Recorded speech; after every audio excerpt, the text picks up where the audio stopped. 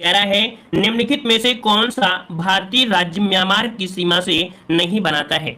चलिए बताइएगा कि कौन सा भारतीय राज्य म्यांमार से सीमा नहीं बनाता है। अरुणाचल प्रदेश, मेघालय, मिजोरम और आपका मणिपुर। जवाब क्या बनेगा? तो देखिए यहाँ पर जो म्यांमार है, अगर हम देखें कि म्यांमार की जो कुछ आपकी अवस्थिति है वो कुछ इस प्रकार से होती है। यहाँ पर म्यांमार है, लेकिन जो आपका पड़ता है कौन सा मेघालय, वो कुछ इस प्रकार से पड़ता है, तो इसकी सीमा यहाँ से आपकी नहीं मिल पाती है। तो ऑप्शन यहाँ पर कौन सा बनेगा? मिजोरम हो जाएगा या मेघालय? तो ऑप्शन आपका बनेगा बी, मेघालय। ये म्यांमार से सीमा नहीं बनाता है। ऑप्शन यहाँ पर आपका हो जाएगा बी नंबर आपका राइट हो जाएगा। ठीक है ना। आते हैं अगले क्वेश्चन को। क्वेश्चन आपसे अगला पूछा गया है, कह रहा है कि भारत की जल एवं स्थल दोनों सीमाओं से संबंध पड़ोसी देशों में से कौन नहीं है। मतलब आपसे ये पूछा गया है कि भारत के साथ जल सीमा और स्थल सीमा, मतलब ये दोनों सीमाएं नहीं लगती हैं। बताइएगा कि कौन से देश से नहीं मिलती हैं। चलिए यहां पर ऑप्शन आ रहा है, ऑप्शन आ रहा है यहां पर आपका सी नंबर। देखिए यहां पर देखो बांग्लादेश है, बांग्लादेश के साथ नदियां हैं और स्थल दोनों है। पाकिस्तान में भी आपकी नदी जाती है और आपका स्थल भी है। ठीक है। म्यांमार में एक नदी है आपकी नैपई गांव, वो भी आपकी बनाती है। कुल मिला के यहाँ पर देखा जाए तो ऑप्शन क्या हो जाएगा? श्रीलंका आपका जवाब राइट हो जाएगा। ठीक है, क्या हो जाएगा? श्रीलंका यहाँ पर जवाब आपका सही हो जाएगा। ठीक है, क्लियर है यहाँ पर। चलिए आते हैं अगले क्वेश्चन को। क्वेश्चन आपसे अगला पूछा गया है, कह रहा है आपसे भूटान से सर्वाधिक लंबी सीमा बनाने वाला भारतीय राज्य कौन सा है। बताइएगा कि यहां पर सही क्या हो जाएगा। बताइएगा कि भूटान से सर्वाधिक लंबी सीमा बनाने वाला भारतीय राज्य कौन सा है। सिक्किम, पश्चिम बंगाल, अरुणाचल प्रदेश या असम। चलिए तो यहां पर देखो भूटान से सीमा बनाने वाले राज्य में कौन कौन से शामिल हैं?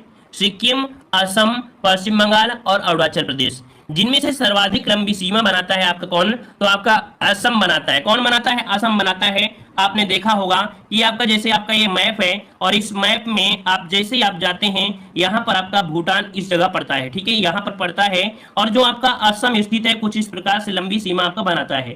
तो ऑप्शन क्या हो जाएगा? डी नंबर इसका राइट आंसर आपका बन जाएगा। ठीक है ना। और आते हैं अगले क्वेश्चन को। क्वेश्चन आपसे अगला पूछा गया है, कह रहा है यहाँ पर उत्तर प्रदेश राज्य का कौन सा जिला नेपाल के साथ अपनी सीमा साझा नहीं करता है। चलिए बताइए उत्तर प्रदेश राज्य का कौन सा जिला नेपाल के साथ अपनी सीमा साझा नहीं करता है। यहाँ पर दिया है पीलीभीत, श्रावस्ती, सीतापुर, आपका महाराजगंज। जवाब इनमें से क्या हो जाएगा? चलिए जो लोग पहली बार हैं उनका वेलकम है, तहे दिल से वेलकम है। लगातार क्लास से लीजिएगा, 100% आपको सफलता मिलेगी इस चैनल से। चलिए तो यहाँ पर देख सकते हैं 4 का ऑप्शन आ रहा है यहाँ पर आपका सी नंबर। देखिए आपका नेपाल के साथ सीमा नहीं मिलती, आपकी सीतापुर की सीमा नहीं मिलती है। जबकि पीलीभीत, श्रावस्ती, महाराजगंज ये नेपाल के साथ जुड़े हैं। आपको यूपी जी के बताया होगा कि उत्तर प्रदेश के 7 जिले हैं जो नेपाल के साथ अंतरराष्ट्रीय सीमा बनाते हैं। तो इसका ऑप्शन बनेगा सी नंबर, सीतापुर। सीतापुर जो जाना जाता है वो आपकी गुड़ धो के लिए भी आपका जाना जाता है। ठीक है, यहाँ पर देखा जाए गन्ना बहुतायत में देखने को मिलता है। ठीक है, और चारों तरफ वृक्ष ही वृक्ष हैं। यहाँ का मौसम बहुत ही ज्यादा सुहावना भी है। और आते हैं अगले क्वेश्चन को। क्वेश्चन आपसे अगला पूछा गया है, कह रहा है निम्नलिखित युग्मों में से सुमेलित नहीं है। कौन सा सुमेलित नहीं है? स्टैटिक जीके में ऐसे क्वेश्चन आपको देखने को मिलेंगे भी। यहाँ पर देखो दिया गया है कुछ आपकी देश है और आपकी राजधानी है। देखो यहाँ पर दिया है जाम्बिया की राजधानी कह रहा है आपसे क्वाचा है, सॉरी जाम्बिया की जो मुद्रा है वो आपकी क्वाचा है। मोरक्को की दिया गया है दिरहम है और किर्गिस्तान की आपकी सोम है। उत्तर कोरिया की दिया है बहत। क्या दिया है? बहत।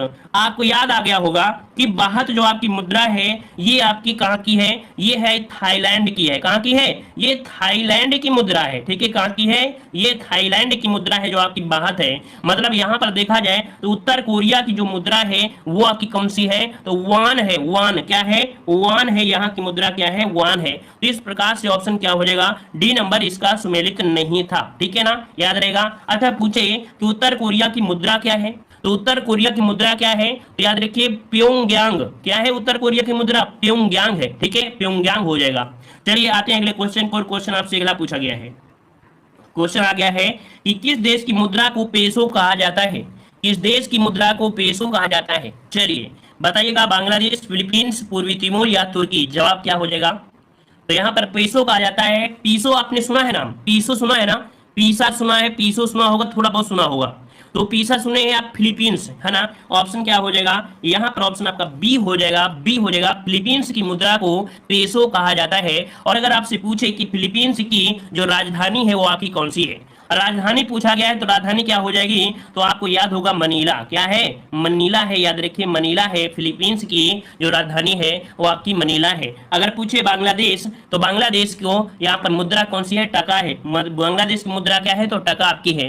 पूर्वी तिमोर की अगर पूछे, पूर्वी तिमोर की अगर पूछे कि यहाँ की जो मुद्रा है वो क्या है, तो अमेरिकी डॉलर है। ठीक है, इसकी क्या मुद्रा है, अमेरिकी डॉलर है। किसकी, पूर्वी तिमोर की अमेरिकी डॉलर है। वहीं पर तुर्की की मुद्रा क्या है, तुर्की की याद रखिए एग्जाम में पूछा गया है, तुर्की की मुद्रा क्या है, लीरा है। ठीक है, तुर्की की मुद्रा क्या है, लीरा है। ये आईएमपी क्वेश्चन है, आपकी एग्जाम में पूछा जाता है। ठीक है, चलिए आते हैं अगले क्वेश्चन को। क्वेश्चन आपसे अगला है, देखो मैं हर एक क्वेश्चन को जबरदस्त तरीके से बताने का प्रयास कर रहे हैं ताकि पहली बार आप पढ़ रहे हैं तो पूरी तरीके से आपको समझ में आता रहे, ताकि दोबारा से जब भी क्वेश्चन आप पढ़ें तो हर एक क्वेश्चन को समझ जाए कि इससे क्या क्वेश्चन बन सकता है। चलिए, किस देश का पुराना नाम रोडेशिया था, किस देश का पुराना नाम रोडेशिया था, यहाँ पर जवाब देना है। और यहाँ पर जवाब आ रहा है ऑप्शन बी। क्या बात है, यहाँ पर जाम्बिया आ रहा है। चलिए, यहाँ पर ऑप्शन आपका हो जाएगा कौन सा, ऑप्शन बी हो जाएगा जाम्बिया। ठीक है, क्या हो जाएगा, यहाँ पर जाम्बिया का पुराना नाम रोडेशिया था। अच्छा, ये पूछा जाए कि नीदरलैंड का पुराना नाम क्या था। नीदरलैंड का पुराना नाम हालैंड था। ठीक है, क्या था, हालैंड था। हालैंड आपने नाम सुना होगा। हालैंड की एक प्रजाति है, गाय की प्रजाति है, गाय की एक प्रजाति है जर्सी। ठीक है, जर्सी आपने नाम सुना होगा। जर्सी एक गाय की प्रजाति जो कि आपकी हालैंड की है, वो इतना दूध देती है कि कोई व्यक्ति अगर बैठ जाएगा दूहने के लिए तो उसके हाथ थक जाएंगे। इसलिए यहाँ की जो गाय होती है, इनके दूधों को मशीन के माध्यम से निकाला जाता है, जर्सी गाय जो होती है। ठीक है, अच्छा, एक क्वेश्चन आपसे ये हो गया ना कि नीदरलैंड का जो पुराना नाम था हालैंड था। वहीं पर पूछा जाता है ईरान का पुराना नाम। ईरान का पुराना नाम क्या था, तो पारसिया, क्योंकि एग्जाम में बहुत बार पूछा गया है ये पारसिया किस देश का पुराना नाम था, तो पारसिया था आपके ईरान का था। तो तीनों ही पॉइंट आपके यहाँ पर क्लियर हो गया। अगला क्वेश्चन बताइएगा, क्वेश्चन आपसे कौन पूछा गया है, न्यूजीलैंड की राजधानी क्या है। न्यूजीलैंड की राजधानी आपसे पूछा है, न्यूजीलैंड की राजधानी ऑकलैंड, नेपियर, क्राइस्ट चर्च या वेलिंगटन। यहां पर जवाब सही क्या हो जाएगा, चलिए जवाब आ रहा है ऑप्शन डी। बहुत अच्छे, बढ़िया तैयारी आपकी है।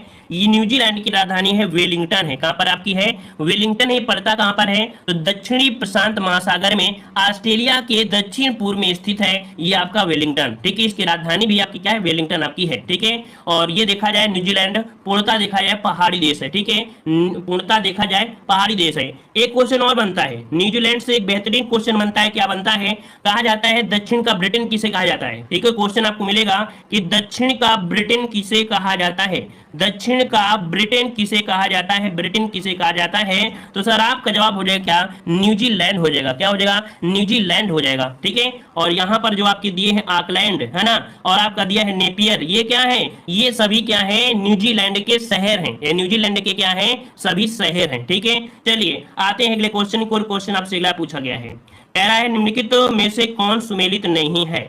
चलिए भाई, कौन नहीं सुमेलित है देख लेते हैं। यहाँ पर देखो देश दिया और राजधानी, जमैका की राजधानी दिया हैमिल्टन। तो आपको याद हो गया होगा कि हैमिल्टन यहाँ की नहीं है ना।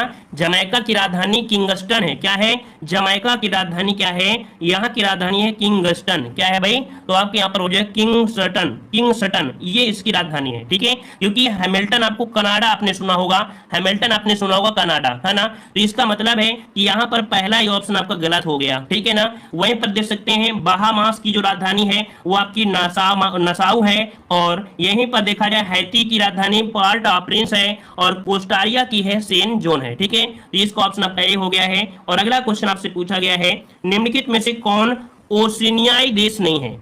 क्वेश्चन दिया गया है, निम्नलिखित में से कौन ओशनियाई देश नहीं है। ओशनियाई की अगर हम बात करते हैं तो यहाँ पर है आपकी अंडोरा। कौन सा ऑप्शन आपका बनेगा, ए नंबर अंडोरा। अंडोरा जो कि दक्षिण अमेरिका महाद्वीप का देश है। कैसा है, ये जो आपका है दक्षिण अमेरिका महाद्वीप का देश है। ठीक है, कहाँ का है, दक्षिणी अमेरिका महाद्वीप का ये देश आपका है, जिसकी राजधानी है अंडोरा लाविले है। ठीक है, तो इस प्रकार से आपका हो जाएगा। और आते हैं अगले क्वेश्चन को, और क्वेश्चन आपसे अगला पूछा गया है, तो यहाँ पर आ गया है निम्नलिखित में से कौन सुमेलित नहीं है। स्टैटिक जीके में यही प्रकार के क्वेश्चन आपको देखने को मिलते हैं। यहाँ पर देख सकते हैं बहरीन की राजधानी और मुद्रा। तो यहाँ पर देखो बहरीन की क्या है, पनामा और आपका दीनार। मतलब 11 का ऑप्शन आपका ए नंबर जो आपका ये सही दिया है। गिनी की आपकी है क्या दिया गया है, राजधानी दी है कोनाक्री और आपकी फ्रैंक, मुद्रा क्या है फ्रैंक है। जॉर्जिया का दिया है तिराना और लेक, तो इसका ऑप्शन सी नंबर आपका गलत हो जाएगा, क्योंकि जॉर्जिया जो आपका है ये दक्षिण अमेरिका का देश है ना। जॉर्जिया है ये दक्षिणी अमेरिका का देश है। इसकी राजधानी है तिब्लिसी। क्या है इसकी राजधानी, हम लिख देते हैं क्योंकि नाम भी अजीब तरीके से है। इसका जो कह सकते हैं राजधानी है वो है आपकी ती, और इसके बाद आधा बा लिखेंगे और यहाँ पर ली लिखेंगे और इसके बाद यहाँ पर सी लिखेंगे। तिब्लिसी इसकी राजधानी है और मुद्रा है लारी। मुद्रा क्या है, लारी है। तो इसका ऑप्शन ये आपका गलत दिया था। वहीं पर बुल्गारिया की राजधानी यहाँ पर सोफिया है और यहाँ पर आपकी जो मुद्रा है वो आपकी लेवा है। तो गलत कौन सा हो गया, सी नंबर आपका गलत हो गया। ठीक है, अगला क्वेश्चन आपसे दिया गया है, यहाँ पर दिया है संयुक्त अरब अमीरात की राजधानी बताइएगा। चलिए बताइए, संयुक्त अरब अमीरात की राजधानी इनमें से क्या हो जाएगी। इस प्रश्न को तो आप लोग जानते हैं, बहुत पहले पढ़े होंगे। चलिए यहाँ पर ऑप्शन आ चुका है, 12 का ऑप्शन आ रहा है, सी नंबर आबू धाबी है। क्या भाई, यहाँ पर ऑप्शन सी बनेगा। संयुक्त अरब अमीरात की राजधानी क्या है, आबू धाबी है, आबू धाबी। ये एक ऐसा एक प्रायद्वीप है जो कि देखा जाए 7 अमीरातों से मिलकर बना हुआ है। कितने, 7 अमीरातों से मिलकर बना हुआ है, जो कि यहाँ पर ऑप्शन क्या हो जाएगा, यहाँ पर सी नंबर। अगला क्वेश्चन आपके सामने आ चुका है, क्वेश्चन दिया है निम्नलिखित में से कौन सुमेलित नहीं है। यहाँ पर देखो मुद्रा दिया गया है और एक तरफ आपके देश दिया है। भारत की तो आप लोग रुपया जानते हैं, पाकिस्तान की रुपया है, श्रीलंका का रुपया, इंडोनेशिया का रुपया नहीं है। इंडोनेशिया की रुपया नहीं है, याद रखिएगा। इंडोनेशिया की मुद्रा को क्या कहा जाता है, यहाँ पर रुपया नहीं है, यहाँ की मुद्रा क्या है, रुपया है। क्या है, यहाँ को रुपया बोला जाता है। थोड़ा सा अंतर है, यहाँ पर आपका रू बनाएंगे और इसके बाद पी बनाएंगे और या बनाएंगे। यहाँ की मुद्रा क्या है, रुपया है, रुपया। ठीक है ना, क्लियर है ना। चलिए, तो इसका ऑप्शन क्या हो जाएगा, डी नंबर आपका यहाँ पर हो जाएगा। ठीक है ना। चलिए यहाँ पर आते हैं अगले क्वेश्चन को। क्वेश्चन आपसे अगला पूछा गया है, निम्नलिखित में से किस देश की मुद्रा को पीसो कहीं नहीं कहा जाता है। निम्नलिखित में से किस मुद्रा को, किस देश की मुद्रा को पीसो नहीं कहा जाता है, नहीं कहा जाता है। तो क्यूबा दिया है, चिली दिया है, कोलंबिया दिया है और आपका बेलारूसा। यहाँ पर जो बेलारूसा है ऑप्शन बनेगा कौन सा, डी नंबर। कौन सा ऑप्शन बनेगा, डी नंबर, बेलारूसा। ठीक है, बेलारूसा ये आपकी नहीं है, क्योंकि रूस की मुद्रा में देखा जाए रूबल होता है ना। ये आपका बेलारूसा है, आपके रूस से संबंधित आपकी है ना। तो ये आपके यहाँ से जो आपकी मुद्रा है रूबल आपकी होती है। अगला क्वेश्चन आपसे दिया गया है, यहाँ पर आपका क्वेश्चन आ गया है सामने, कह रहा है कि निम्नलिखित में से किस देश की मुद्रा को पीसो। अच्छा, क्वेश्चन आपका रिपीट हो गया है, दोबारा से आपका क्वेश्चन ले लिया गया है। और अगला क्वेश्चन दिया है कि निम्नलिखित में से किस देश की मुद्रा को रुपया कहा जाता है। चलिए बताइए, रुपया कहा जाता है, कहाँ की है मुद्रा, किस देश की मुद्रा है। सोमालिया की है, सेनेगल की है, सूडान की है, सेशेल की है। चलिए यहाँ पर जवाब दीजिएगा। यहाँ पर देशों में भी रुपया आपका है ना। यहाँ पर आपका हो जाएगा ऑप्शन डी, सेशेल्स। ठीक है, क्या बन जाएगा, ऑप्शन डी हो जाएगा, जो आपका सेशेल्स है। ये सेशेल की राजधानी आपने सुना होगा विक्टोरिया। सेशेल की राजधानी आपने नाम सुना होगा विक्टोरिया। ठीक है, विक्टोरिया आपने राजधानी सुना होगा, जो कि सेशेल की क्या है, राजधानी है। और यहाँ की मुद्रा को रुपया कहा जाता है। ठीक है, रुपया कहा जाता है। यहाँ पर देखो सोमालिया दिया है, सोमालिया, सोमालिया की मुद्रा है सिलिंग। क्या है, सोमालिया की मुद्रा सिलिंग है। ठीक है, सिलिंग जो आपकी मुद्रा है ये है आपकी कहाँ की, सोमालिया की है। सूडान की मुद्रा को बोला जाता है पाउंड। ठीक है, सूडान की मुद्रा को बोला जाता है पाउंड, बोला जाता है पाउंड, बोला जाता है, याद रखिए पाउंड बोला जाता है। ठीक है, पाउंड हो जाएगा। ठीक है, और सेनेगल की मुद्रा है फ्रैंक। ठीक है, सेनेगल की मुद्रा क्या है, तो आपकी फ्रैंक है। ठीक है, क्या है, फ्रैंक है। तो इस प्रकार से ये भी आप नोट करते जाइएगा। ठीक है, इनको कॉपी में नोट करते जाइएगा। ठीक है, यही क्वेश्चन आपको बार बार रिपीट होंगे, जितना भी कुछ पढ़ाएंगे सब कुछ इसी मिलेगा। चलिए, क्वेश्चन दिया गया है कि भारत और राज्य केंद्र शासित प्रदेश, ये जो कि आप देख सकते हैं करंट अफेयर से रिलेटेड आपके क्वेश्चन आपके होंगे। क्वेश्चन दिया गया है कि भारत में कुल कितने राज्य और केंद्र शासित प्रदेश हैं। चलिए जवाब दीजिए, इसका सही जवाब क्या बनेगा।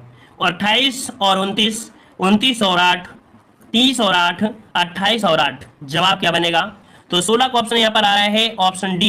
कह रहे हैं भारत में कुल कितने राज्य और केंद्र शासित, तो राज्य आपके 28 हैं और केंद्र शासित प्रदेश कितने हैं, तो आपके 8 हैं। इसका राइट आंसर आपका बनेगा कौन सा, डी नंबर आपका सही जवाब हो जाएगा। और 8 ये आपको याद रखना है। अगला क्वेश्चन आपसे दिया गया है, यहाँ पर दिया है निम्नलिखित में से कौन सुमेलित नहीं है। समझिए कि देश और राजधानी अगर आपको यहाँ पर गलती हो जाती है, मतलब आप देश और राजधानी से अगर अपडेट नहीं रहेंगे तो स्टैटिक जीके में किस चीज से अपडेट रह सकते हैं। ठीक है, चलिए बताइएगा। कह रहा है केंद्र शासित और राजधानी पूछा गया है। दिल्ली की दिल्ली आपसे दिया है, चंडीगढ़ की चंडीगढ़ दिया है, तेलंगाना की हैदराबाद दिया है और आंध्र प्रदेश की भी हैदराबाद दिया है। क्या जवाब यहाँ पर सही हो सकता है, ऑप्शन आ रहा है डी नंबर, आंध्र प्रदेश क्या है, हैदराबाद। तो देखो आंध्र प्रदेश की राजधानी हैदराबाद नहीं है, यहाँ पर आपका हो जाएगा अमरावती। क्या हो जाएगा? अमरावती आपका हो जाएगा। और यह भारत का दूसरा ऐसा राज्य है जिसकी तटरेखा कह सकते हैं सबसे लंबी है। दूसरे नंबर का पूछा है ना, दूसरे नंबर का देश है, मतलब कह सकते हैं ये राज्य है जिसकी तटरेखा लंबी है। सबसे बड़ी लंबी तटरेखा किसकी है? तो आपकी गुजरात राज्य की है। सेकेंड नंबर आपके आंध्र प्रदेश की है। ठीक है, चलिए आते हैं अगले क्वेश्चन को। क्वेश्चन आपसे अगला पूछा गया है, कह रहा है क्षेत्रफल में भारत का सबसे छोटा केंद्र शासित प्रदेश इनमें से कौन है? सबसे छोटा पूछा गया है और आंसर आपको दिख भी गया है, सबसे छोटा आपसे पूछा गया है। चलिए भाई 19 नंबर में आंसर आपको दिख गया है तो कोई टेंशन नहीं है। यहाँ पर 19 का ऑप्शन बनेगा ए नंबर। लक्षद्वीप ये सबसे छोटा केंद्र शासित प्रदेश आपका है जो कि आपके 30 वर्ग किलोमीटर में बसा हुआ है। 30 वर्ग किलोमीटर में बसा हुआ है। अगला क्वेश्चन आपसे पूछा गया है, क्या क्वेश्चन आपका है, कह रहे उत्तर प्रदेश राज्य की सीमा अन्य कितने राज्यों को स्पर्श करती है? चलिए बताइएगा सही जवाब क्या हो जाएगा। उत्तर प्रदेश राज्य की सीमा अन्य कितने राज्यों को स्पर्श करती है? यूपी जीके का भी रोल रहेगा, याद रखिएगा। यूपी जीके भी पीटी एग्जाम में पूछी जाएगी, लेकिन इतनी हाई लेवल की नहीं होगी, बिल्कुल नॉर्मल होगा जो कि यूपी जीके से रिलेटेड आपके होंगे। तो उत्तर प्रदेश राज्य की सीमा अन्य कितने राज्यों की स्पर्श करती है? 20 का ऑप्शन बनेगा। यहाँ पर आपका कौन सा? अन्य कितना पूछा गया, देखो दिया गया अन्य, और अन्य का मतलब हो जाएगा सी नंबर। यहाँ पर आपका 8 हो जाएगा, क्योंकि अन्य पूछ लिया है तो ऑप्शन आपका सी, यहाँ पर आपका जवाब राइट हो जाएगा। 8 राज्य शासित प्रदेशों से होता है और एक आपका केंद्र शासित प्रदेश हो जाएगा। ठीक है, 8 आपके यहाँ पर हो जाएंगे आपके राज्य और एक केंद्र शासित प्रदेश हो जाएगा। ठीक है, चलिए यहाँ पर 2-3 क्वेश्चन और बना लेते हैं, क्योंकि ये क्वेश्चन और बनेंगे और कुछ ज्यादा बनता नहीं है। सबसे लंबी सीमा किसके साथ लगती है? उत्तर प्रदेश की सबसे लंबी सीमा किस राज्य के साथ? तो ये लगती है आपकी एमपी के साथ, है ना। एमपी के साथ आपकी 11 जिलों के साथ आपकी जुड़ी हुई है। और न्यूनतम लगती है हिमाचल प्रदेश के साथ। ठीक है, न्यूनतम लगती है हिमाचल प्रदेश के साथ लगती है। तो दोनों पॉइंट आपको याद रखना है। अगला क्वेश्चन आपको देना है। क्वेश्चन आपसे अगला पूछा गया है, उत्तर प्रदेश में सबसे कम क्षेत्रफल वाला जनपद कौन सा है? चलिए बताइएगा, उत्तर प्रदेश में सबसे कम क्षेत्रफल वाला जनपद इनमें से क्या है? 21 का ऑप्शन क्या बन जाएगा? गौतम बुद्ध नगर, हाथरस, कन्नौज या हापुड़? जवाब आ रहा है ऑप्शन डी। यहाँ पर हापुड़ आपका जवाब डी हो जाएगा। हापुड़ उत्तर प्रदेश का सबसे कम क्षेत्रफल जनपद आपका है, हापुड़ आपका हो जाएगा, जो कि देखा जाए आपके 660 वर्ग किलोमीटर में बसा हुआ आपका है। ठीक है, हापुड़। ठीक है, सबसे बड़ा कौन है उत्तर प्रदेश का जिला? सबसे बड़ा जिला क्षेत्रफल के हिसाब से कौन है? तो लखीमपुर खीरी है। कौन है? लखीमपुर खीरी है। यहाँ पर ऑप्शन बनेगा डी नंबर। अगला क्वेश्चन यहाँ पर पूछा गया है, उत्तर प्रदेश में किस प्रकार की मिलें सबसे अधिक संख्या में है? उत्तर प्रदेश में किस प्रकार की मिलें सबसे अधिक संख्या में है? 22 का जवाब दीजिए। कपड़ा, चीनी, चावल या इस्पात बेलनी?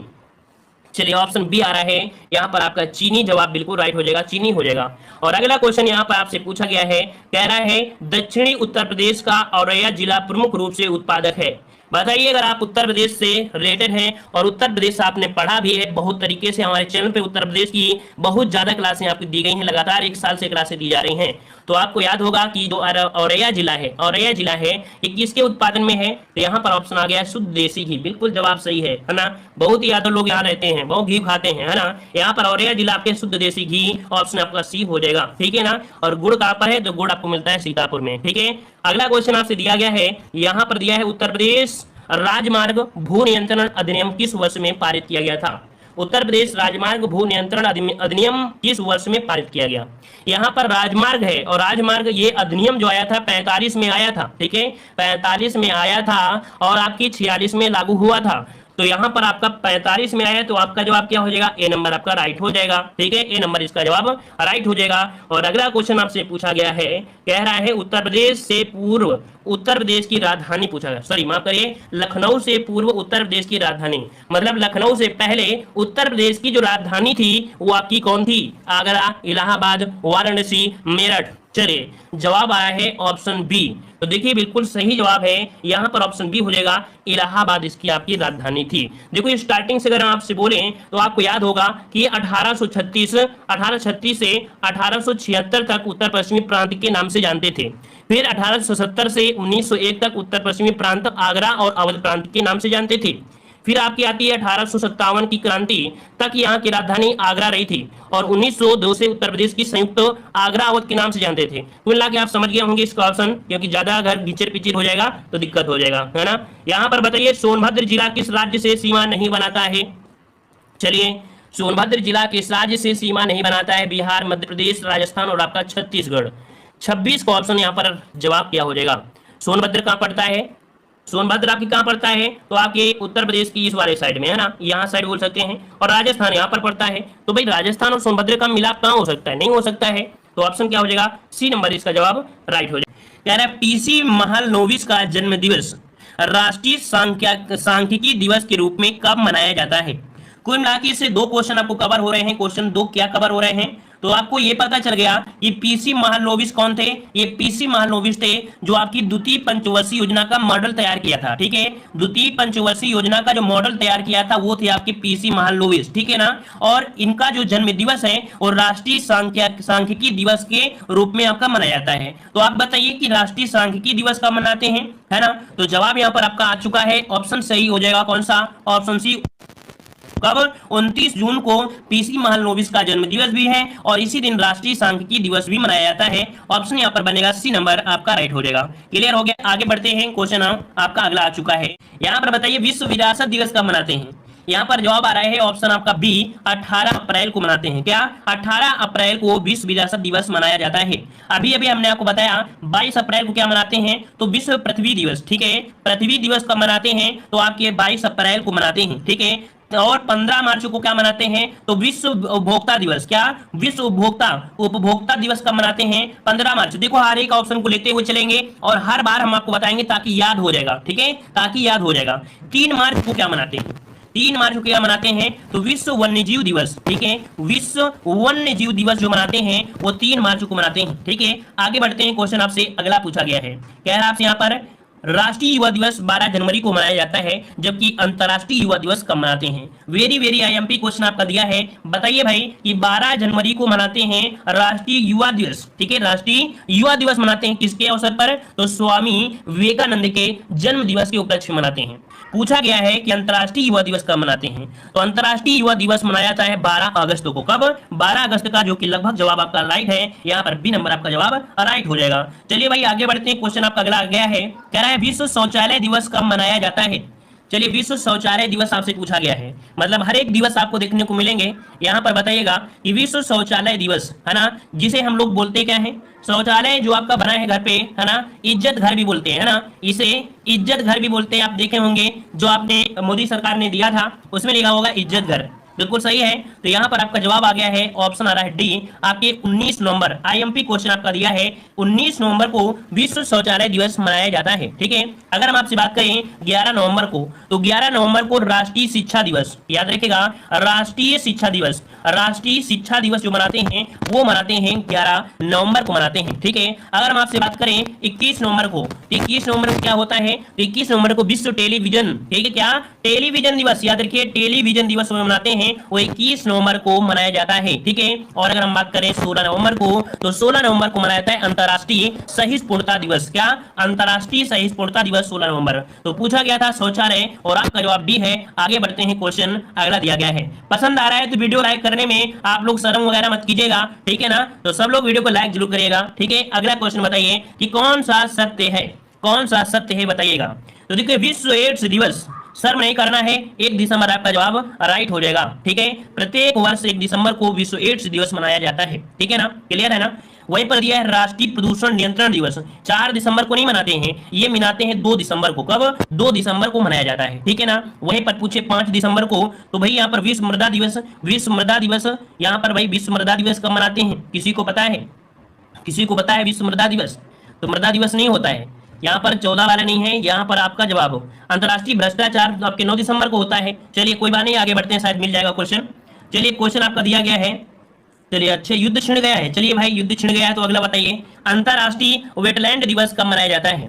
अच्छा, ऐसा लग रहा है कि हम थोड़ा सा डिस्क्राइब ज्यादा कर रहे हैं, हर एक ऑप्शन को बता रहे हैं, तो बच्चों को मजा नहीं आ रहे हैं, क्योंकि बच्चों का चाहिए क्या, ऑप्शन आंसर, क्वेश्चन और आंसर, क्वेश्चन और आंसर, फटाफट फटाफट। चलिए फिर अंतर्राष्ट्रीय वेटलैंड दिवस कब मनाते हैं, 43 को ऑप्शन आ गया है बी, 2 फरवरी को। कब मनाते हैं, 2 फरवरी को मनाता है। वेटलैंड मतलब होता है आर्द्र भूमि, क्या होता है, आर्द्र भूमि होता है। ठीक है ना, 20 मार्च को मनाते हैं गौरैया दिवस। क्या मनाते हैं, गौरैया दिवस मनाते हैं, देखिए 20 मार्च को। ठीक है ना, क्लियर है इतना पॉइंट। चलिए भाई यहाँ पर 11 मई दिया गया है और 11 मई को मनाते हैं राष्ट्रीय प्रौद्योगिकी दिवस। क्या, राष्ट्रीय प्रौद्योगिकी दिवस मनाते हैं, 11 मई को मनाया जाता है। और 5 जून को क्या मनाते हैं, आप लोग कमेंट बॉक्स में कमेंट करिए। ठीक है, भाई 5 जून को क्या मनाते हैं आप लोग, सब लोग कमेंट बॉक्स में कमेंट करिएगा, ठीक है। चलिए भाई आगे बढ़ते हैं। क्वेश्चन आपसे अगला पूछा गया है, कह रहा है आपसे कि सतत विकास के लिए महासागर विज्ञान अंतरराष्ट्रीय दशक संयुक्त राष्ट्र संघ द्वारा घोषित किया गया।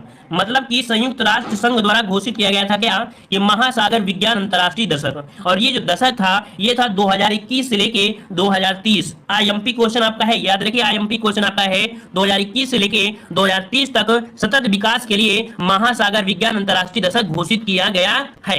चलिए आगे बढ़ते हैं। क्वेश्चन आपसे अगला पूछा गया है, कह रहा है निम्नलिखित में से कौन सुमेलित नहीं है, कौन सुमेलित नहीं है, ये पूछा गया है।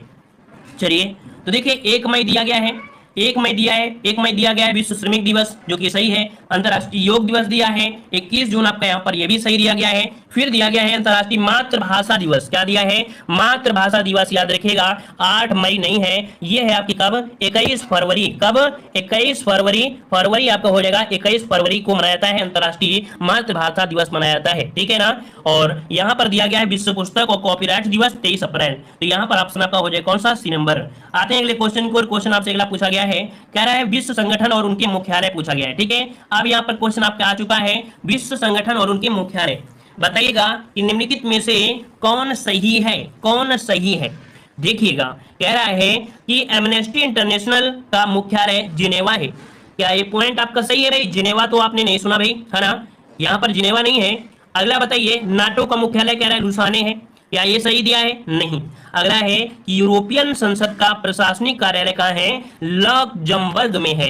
इसका जो राइट आंसर बनेगा वो आपका बनेगा सी, ये आपका जवाब यहाँ पर आपका राइट है, लक्जमबर्ग, ठीक है ना। चलिए यहाँ पर आते हैं, यूनिसेफ का मुख्यालय दिया है वियना, तो भाई यूनिसेफ का मुख्यालय न्यूयॉर्क में है, वियना में नहीं है, ठीक है। नाटो का मुख्यालय कहाँ पर है, ब्रुसेल्स में, कहाँ पर है, ब्रुसेल्स से है नाटो का मुख्यालय है, ठीक है। और एमनेस्टी इंटरनेशनल मुख्यालय कहाँ पर है, तो ये लंदन में है, कहाँ पर है, लंदन में। तो चारों ऑप्शन क्लियर हो गए ना, डाउट कोई दिक्कत नहीं होना चाहिए, चारों ऑप्शन क्लियर करके चलेंगे, ठीक है। आइए आगे बढ़ते हैं अगले क्वेश्चन को।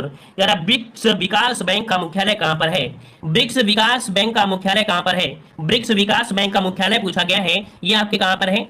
चलिए ऑप्शन आ रहा है ए नंबर, संघाई में है, तो बिल्कुल सही है। ब्रिक्स विकास बैंक का जो मुख्यालय है वो आपके संघाई में है। जो संघाई का पड़ता है, संघाई कहां पड़ता है बताइए भाई, आपने बहुत बार संघाई सुना होगा, बताइए संघाई कौन से शहर में पड़ता है, चीन में पड़ता है, शाबाश, ये चीन में पड़ता है, चीन पड़ता है, ठीक है ना, क्लियर है। चलिए आगे बढ़ते हैं। क्वेश्चन आपसे अगला पूछा गया है, कह रहा है विश्व मौसम विज्ञान संगठन का जो मुख्यालय है वो आपके कहां पर है, विश्व मौसम विज्ञान संगठन का मुख्यालय कहां पर है। इजी क्वेश्चन है तो जल्दी से जवाब दीजिए, सभी लोग जवाब दीजिए, ठीक है। चलिए जवाब आ रहा है ए नंबर, जिनेवा, तो बिल्कुल जवाब सही है, 48 को ऑप्शन नहीं हो जाएगा, जिनेवा है, जिनेवा। स्थापना पूछा जाता है, याद रखिए इसकी स्थापना पूछा जाता है 1951 में इसकी स्थापना की गई थी। मुख्यालय कहां पर है, तो मुख्यालय है आपके स्विट्जरलैंड में, ठीक है, स्विट्जरलैंड के जिनेवा शहर में है, ठीक है, स्विट्जरलैंड के जिनेवा शहर में आपके है, ठीक है। यहाँ पर आते हैं अगले क्वेश्चन को, क्वेश्चन आपसे अगला पूछा गया है, कह रहा है आपसे यहाँ पर संयुक्त राष्ट्र का पहला महासचिव कौन था, संयुक्त राष्ट्र का पहला महासचिव इनमें से कौन था। चलिए 50 का जवाब देना है, और यहां पर जवाब आ गया है, ऑप्शन आ रहा है यहाँ पर बी नंबर, जवाब बिल्कुल सही है। लॉक कर देते हैं आपके ऑप्शन को, त्रिवेली, त्रिवेली संयुक्त राष्ट्र के पहले महासचिव थे, ठीक है ना। और इनका कार्यकाल कब की बात हो रही है, ये पहले थे आपके 1946 में स्थापना हुई थी, उसी के अनुसार 1952 तक इनका कार्यकाल चला था। तो यहाँ पर जवाब जो बनेगा, यहाँ पर ऑप्शन आपका भी हो जाएगा। वैसे स्थापना 45 में हुई थी, लेकिन कार्यकाल 46 से लेकर 52 तक इनका कार्यकाल था, ठीक है। चलिए आते हैं अगले क्वेश्चन को, क्वेश्चन आपसे अगला पूछा गया है, कह रहे हैं संयुक्त राष्ट्र महासभा की पहली महिला जो कि भारतीय अध्यक्ष कौन थी। सबका जवाब यहाँ पर सही आना चाहिए, सबका जवाब आना चाहिए, सबका जवाब देना है। कह रहे हैं सर अब स्टॉप कर दीजिए, अरे तो अभी तो स्टार्ट हुआ है, अभी स्टॉप कहां से होगा, है ना, अभी स्टॉप नहीं होगा, थोड़ा सा और मेहनत करिए। संयुक्त राष्ट्र महासभा की पहली महिला भारतीय अध्यक्ष कौन थी। 51 का ऑप्शन आ रहा है यहाँ पर बी नंबर, विजय लक्ष्मी पंडित। कौन, विजय लक्ष्मी पंडित ऑप्शन बनेगा यहाँ पर आपका बी नंबर हो जाएगा। याद रखिए ये भारत की ही नहीं, ये पूरे एशिया की पहली महिला थी, ठीक है, ये पूरे एशिया की पहली महिला थी जो आपके संयुक्त राष्ट्र महासभा की क्या अध्यक्ष बनी थी, ठीक है ना। और ये आपकी थी कौन, ये बताइए, किसी को पता है विजय लक्ष्मी पंडित कौन थी। ये भारत के पहले प्रधानमंत्री कौन थे, जवाहरलाल नेहरू, उनकी बहन थी, ठीक है, जवाहरलाल नेहरू की ये बहन थी। याद रखिए विजय लक्ष्मी पंडित जो थी जवाहरलाल नेहरू की क्या थी, बहन थी, ठीक है। चलिए भाई आगे बढ़ते हैं। क्वेश्चन आपसे अगला दिया गया है, कह रहा है यहाँ पर नाटो का पूर्ण रूप क्या है, नाटो का पूर्ण रूप पूछा गया है, नाटो का पूर्ण रूप क्या हो जाएगा। चलिए भाई, यहाँ पर आपका आ रहा है ऑप्शन नाटो का पूछा गया है, तो हो जाएगा नॉर्थ अटलांटिक ट्रीटी ऑर्गेनाइजेशन, मतलब ऑप्शन आपका बनेगा यहाँ पर आपका बी, इसका राइट आंसर बनेगा बी नंबर, आपका जवाब राइट हो जाएगा। इसकी स्थापना, जो नाटो की स्थापना हुई थी, ये हुई थी 1949 को। कब हुई थी? 1949 को इसकी स्थापना हुई थी। इसका स्थापना क्यों की गई थी? ताकि सोवियत संघ के जो बढ़ता प्रसार है इसको रोका जा सके। ठीक है, तो ऑप्शन बी हो जाएगा। अगला क्वेश्चन यहाँ पर पूछा गया है, कह रहा है भारतीय पर्यटन स्थल पूछा गया है। ठीक है, कह रहा है 14वीं शताब्दी की प्रसिद्ध मस्जिद जिसे अटाला मस्जिद कहा जाता है, उत्तर प्रदेश के किस शहर में है? यूपी जीके का बेहतरीन क्वेश्चन पूछा गया है, अटाला मस्जिद किस शहर में स्थित है? चलिए, यहाँ पर आपका जवाब हो जाएगा ऑप्शन सही सी नंबर। चलिए लॉक करते हैं आपके ऑप्शन सी, जौनपुर है, जौनपुर में ऑप्शन बनेगा यहाँ पर आपका सी नंबर। क्लियर है? सरकी काल में, कब? सरकी काल में ये आपका बनवाया गया था अटाला मस्जिद। ठीक है, चलिए भाई आगे बढ़ते हैं। अगला क्वेश्चन दिया गया है, क्या दिया गया है कि भव्य जैन स्तूप के अवशेष को कंकाली टीला के पास उत्खनन द्वारा निकाला गया, जो कि स्थित है। भव्य जैन स्तूप है ना, जैन स्तूप है, इसके अवशेष जो आपके हैं कंकाली टीला के पास उत्खनन किया गया है, और ये स्थित आपके कहां पर है? ये मिलता है आपकी मथुरा में। ठीक है, जैन स्तूप की जो अवशेष हैं ये आपकी मथुरा में है, ऑप्शन यहाँ पर सी हो जाएगा मथुरा। अगला क्वेश्चन यहाँ पर दिया गया है, कह रहा है प्राचीन पुरुषों द्वारा चाक से बनाए गए चित्र अथवा गहरे लाल रंग के चित्र उत्तर प्रदेश के जिले में अत्यधिक मात्रा में पाए जाते हैं। तो बताइएगा, रंगीन जो चित्र हैं और गहरे लाल रंग के जो चित्र हैं, है ना, ये जो चौक से बनाए गए हैं, ये आपके कहां पर हैं? तो आपके ऑप्शन बी मिर्जापुर, जो कि जवाब लगभग सभी का आ रहा है राइट। मिर्जापुर जिले में आपके हैं, और आपकी विंध्य पर्वतमाला है, वहां पर गुफाएं हैं जहां पर बहुत ही बड़ी पैमाना में इस प्रकार के आपके अवशेष देखने को मिलते हैं। ऑप्शन बी हो जाएगा राइट। नेक्स्ट क्वेश्चन दिया गया है, कह रहा है ये रूमी दरवाजा उत्तर प्रदेश के किस शहर में है? रूमी दरवाजा उत्तर प्रदेश के किस शहर में है? चलिए 56 का जवाब लॉक करिए। रूमी दरवाजा, रूमी दरवाजा आपका ऑप्शन आ रहा है ए नंबर, कह रहे हैं लखनऊ में है। पक्का है? पक्का है ना? जल्दी बताइए, बिल्कुल सही है, गलत तो नहीं बता रहे हो? जल्दी बताइए, गलत तो नहीं है, सही है बिल्कुल 100%। चलिए 100% आपका लखनऊ कह रहे हैं लखनऊ में है, तो बिल्कुल सही है, लखनऊ में है। ये कितना ऊंचा है? रूमी दरवाजा 60 फीट, कितना है? ये 60 फीट ऊंचा दरवाजा है, और इसका निर्माण जो करवाया था वो करवाया था आसफुद्दौला। कौन करवाया था? आसफुद्दौला ने करवाया था, याद रखिएगा। ठीक है, हाँ एक पॉइंट आपका होता है, रूमी दरवाजा का एक नाम दिया जाता है तुर्किश गेटवे। क्या? तुर्किश गेटवे किसे कहते हैं? तुर्किश गेटवे किसे कहते हैं? तो तुर्किश गेटवे भी इसे ही कहा जाता है, रूमी दरवाजा को। ठीक है, आते हैं अगले क्वेश्चन को। क्वेश्चन आपसे अगला पूछा गया है, कह रहा है इखलास खां का रोजा, जो कि एक मकबरा है, उत्तर प्रदेश के निम्नलिखित किस जिले में है? इखलास खां का रोजा। तो भाई यहाँ पर नया क्वेश्चन देखने को मिल रहा है, देख लेते हैं इसका जवाब क्या आप लोग सही जवाब दे पाएंगे। इखलास खां का जो रोजा है ये है आपकी बदायूं में। ठीक है, ऑप्शन बनेगा डी, आपकी बदायूं में है, इसका राइट आंसर आपका बनेगा डी, बदायूं जिले में आपका स्थित है। ठीक है, चलिए आगे हैं, आते हैं अगले क्वेश्चन को। क्वेश्चन आपसे दिया गया है, कह रहा है कि उत्तर प्रदेश के किस शहर में 10 मंजिला पागल बाबा मंदिर है? 10 मंजिला पागल बाबा का जो मंदिर है वो आपके कहां पर है? उत्तर प्रदेश में पागल बाबा मंदिर। यहाँ पर आपका जवाब आ रहा है ऑप्शन ए, आपकी वृंदावन में है। कहां पर है? तो आपकी वृंदावन में है। देखिए वृंदावन में ये 10 मंजिला है, जो कि उत्तर प्रदेश जो पर्यटन है, ये मंत्रालय के अनुसार प्रत्येक मंजिल भवन में कृष्ण के अलग अलग अवतार समर्पित किए गए हैं। मतलब इसमें से कृष्ण भगवान के जो अलग अलग अवतार हैं यहाँ पर आपके दिखाए गए हैं इस मंदिर में। आते हैं अगले क्वेश्चन को। क्वेश्चन आपसे अगला दिया गया है कि अवध के निम्नलिखित में से किस नवाब ने लखनऊ में बड़ा इमामबाड़ा बनवाया था? लखनऊ में बड़ा इमामबाड़ा जो बनवाया था अवध के किस नवाब ने बनवाया था? तो यहाँ पर आपका जवाब है ऑप्शन आपका ए, आसफुद्दौला। ऑप्शन ए आपका राइट हो जाएगा, आसफुद्दौला ने बनवाया था, इसका राइट आंसर ए हो जाएगा। और उत्तर प्रदेश की राजधानी लखनऊ को नवाबों का शहर भी कहा जाता है, आप सभी को पता होगा। चिकनकारी के लिए भी आपका जो लखनऊ है बहुत ही प्रसिद्ध है। आते हैं अगले क्वेश्चन को। क्वेश्चन आपसे अगला दिया गया है, उत्तर प्रदेश में शेर सफारी स्थित है। उत्तर प्रदेश में शेर सफारी जो स्थित है, देखो स्टैटिक जीके का मतलब होता है आपकी हर प्रकार की जीके यहाँ पर आपको देखने को मिलेगी। उत्तर प्रदेश में शेर सफारी दिया है, लायन सफारी नहीं दिया है भाई, शेर सफारी दिया है। कंफ्यूज मत होना, अगर आपको जवाब आ रहा है तो जवाब दीजिए।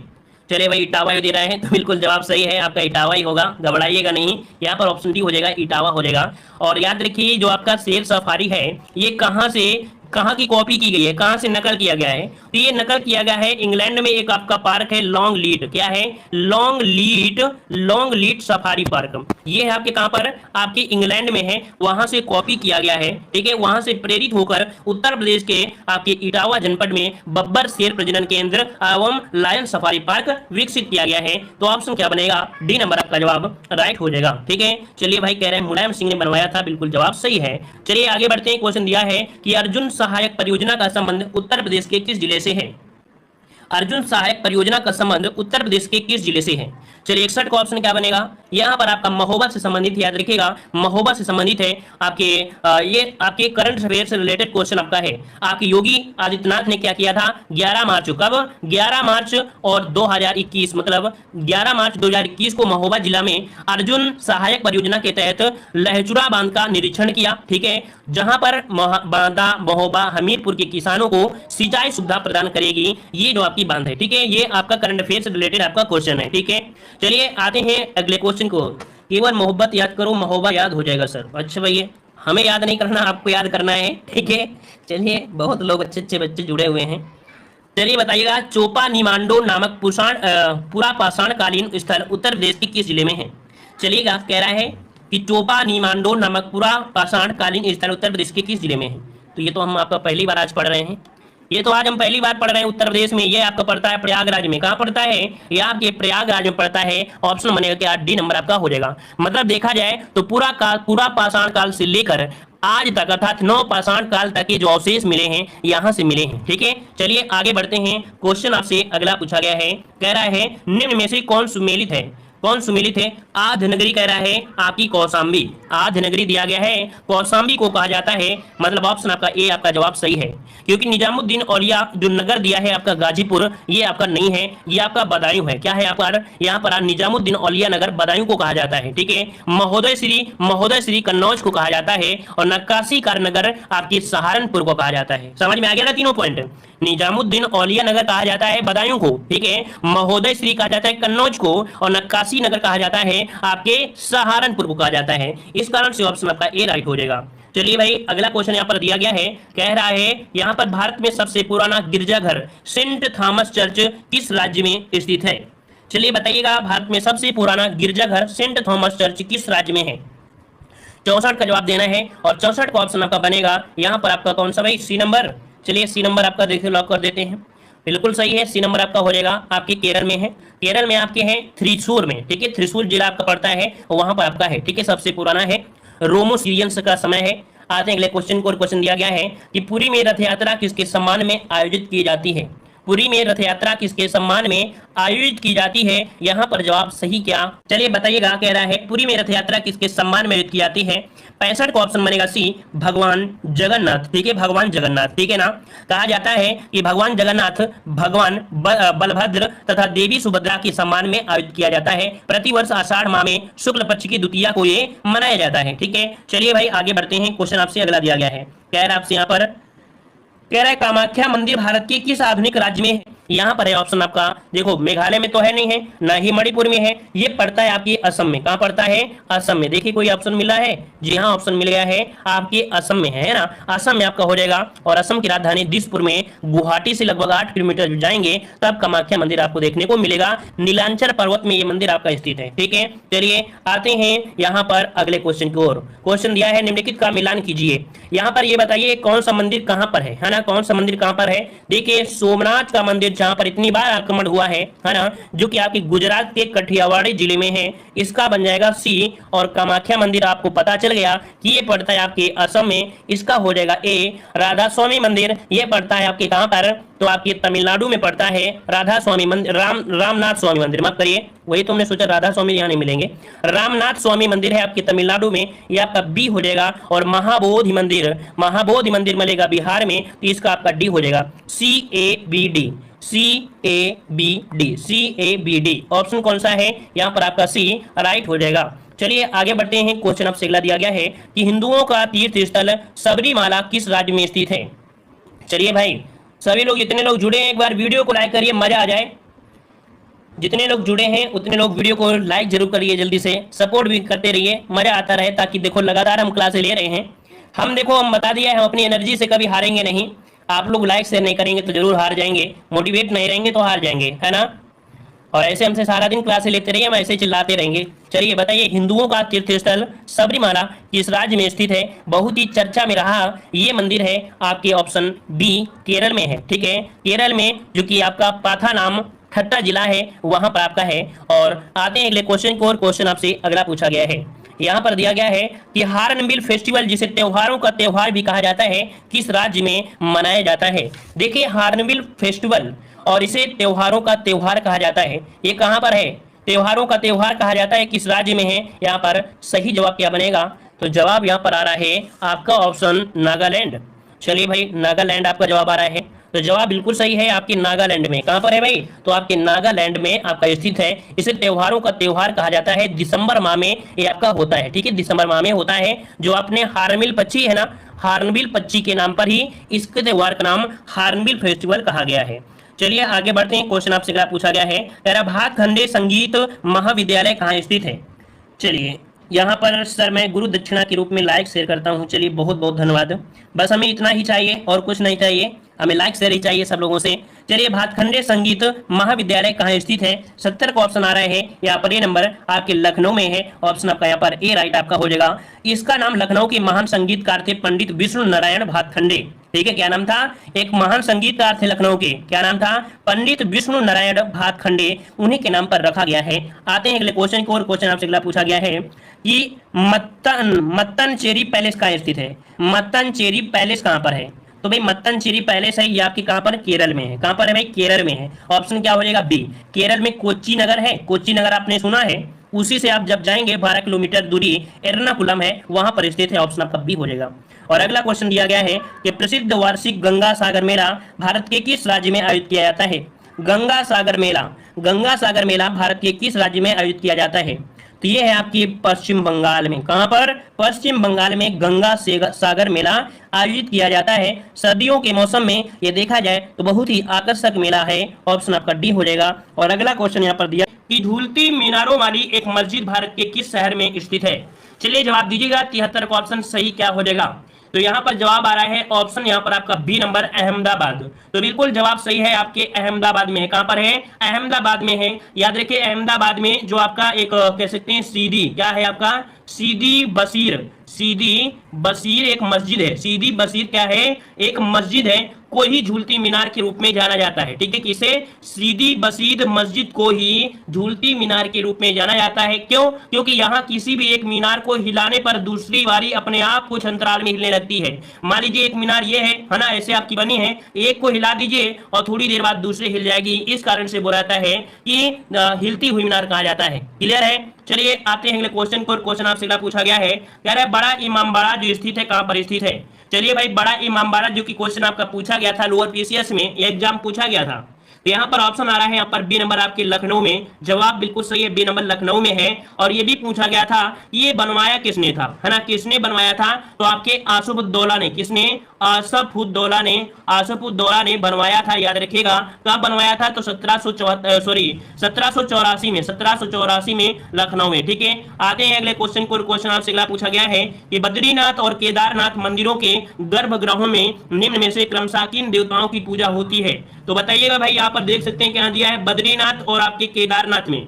तो बताइए बद्रीनाथ में किस भगवान की पूजा होती है और आपकी केदारनाथ में? तो भाई केदारनाथ में बाढ़ आई थी और आप लोग जानते हो केदारनाथ में शिव भगवान आपके होंगे, है ना? और बद्रीनाथ में आपके विष्णु भगवान। तो आपका जवाब क्या बनेगा? यहाँ पर आपका ए जवाब आपका राइट हो जाएगा। ठीक है ना? क्लियर है ना? चलिए आते हैं अगले क्वेश्चन को। क्वेश्चन आपसे अगला पूछा गया है कि धार्मिक त्योहार दुर्गा पूजा किस राज्य के उत्साह के रूप में मनाया जाता है? बहुत ही प्यारा क्वेश्चन और बहुत बार पूछा गया ये क्वेश्चन आपका है।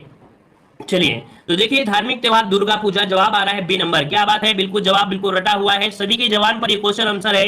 तो ऑप्शन आपका बी हो जाएगा। आपके पश्चिम बंगाल का ये त्योहार है, याद रखिएगा, पश्चिम बंगाल, जिसे उत्साह के साथ मनाया जाता है। और यहाँ पर काली पूजा का भी प्रचलन है। हाँ, यहाँ पर क्या? काली पूजा का भी प्रचलन है, याद रखिएगा। ऑप्शन आपका बी हो जाएगा। चलिए यहाँ पर आते हैं अगले क्वेश्चन को। क्वेश्चन आपसे दिया है ओंकार वाट मंदिर जो स्थित है कहां पर स्थित है? ऐसे ही क्वेश्चन आपको मिलते हैं स्टैटिक जीके में, याद रखिएगा। कोई तोप नहीं आएंगे, ऐसे ही छोटे छोटे छुरछुरिया आएंगे। ठीक है, तो बताइएगा यहाँ पर जवाब सही क्या हो जाएगा। ओंकार वाट का जो मंदिर है वो आपकी कहां पर है? जवाब आ रहा है कंबोडिया, बिल्कुल जवाब सही है, कंबोडिया है। इसका राइट आंसर आपका बनेगा क्या, सी हो जाएगा कंबोडिया। यहाँ पर कंबोडिया जो आपका है ना, कंबोडिया है, ये खमेर राजा थे। क्या थे, एक राजा थे खमेर, क्या खमेर राजा थे सूर्यवर्मन। कौन थे भाई, सूर्यवर्मन थे, सूर्यवर्मन थे। इन्होंने सूर्यवर्मन को भी कौन से, द्वितीय, सूर्यवर्मन द्वितीय ने ये बनवाया था। अच्छा एक क्वेश्चन ये भी पूछा जाता है यहाँ से, कहा जाता है कि जो ओंकार वाट का मंदिर है ये कौन से देवता के लिए समर्पित है, यहाँ पर कौन से भगवान की पूजा आपकी होती है, मंदिर पर आपके हैं कौन भगवान, तो भगवान विष्णु। ठीक है, किसके लिए समर्पित है, तो भगवान विष्णु के लिए समर्पित है जो आपका ओंकार वाट का मंदिर है। तो इतने क्वेश्चन आपसे बनते हैं। चलिए आगे बढ़ते हैं, क्वेश्चन आपसे पूछा गया है, लाइक शेयर भी बढ़ाइएगा। जितने लोग जुड़े एक बार वीडियो को लाइक भी करिए, इतना लाइक करिए ताकि पता चले कि नहीं आप लोग जुड़े हैं और हमें भी यहाँ पर आनंद आ रहा है ना। तो लाइक शेयर भाई कर दिया करें, जितने लोग जुड़ते हैं एक बार उतने लोग अगर लाइक हो जाए तो कितना अच्छा लगे पढ़ाने वाले को, हो सकता है वो अपना कलेजा निकाल के आपको पढ़ाने लगेगा। ठीक है, लाइक शेयर करते रहिए भाई जल्दी जल्दी। चलिए बताइएगा, वात्सल्य मेला प्रति वर्ष कहाँ आयोजित किया जाता है, चलिए बताइएगा, वात्सल्य मेला प्रति वर्ष कहाँ आयोजित किया जाता है। यहाँ पर जवाब आ रहा है, ऑप्शन आ रहा है यहाँ पर आपका सी नंबर, आपके नई दिल्ली में। कहाँ पर, ऑप्शन सी हो जाएगा, नई दिल्ली में प्रति वर्ष आपका ये मनाया जाता है और इसे दिल्ली हाट के नाम से भी जानते हैं। आगे बढ़ते हैं, क्वेश्चन आपसे दिया गया है, यहाँ पर दिया है भारत की कला और संस्कृति के बारे में क्वेश्चन दिया है। चलिए देख लेते हैं, दिया गया है कि बदायूं अपने जरी जरदोजी उत्पादों के लिए प्रसिद्ध है।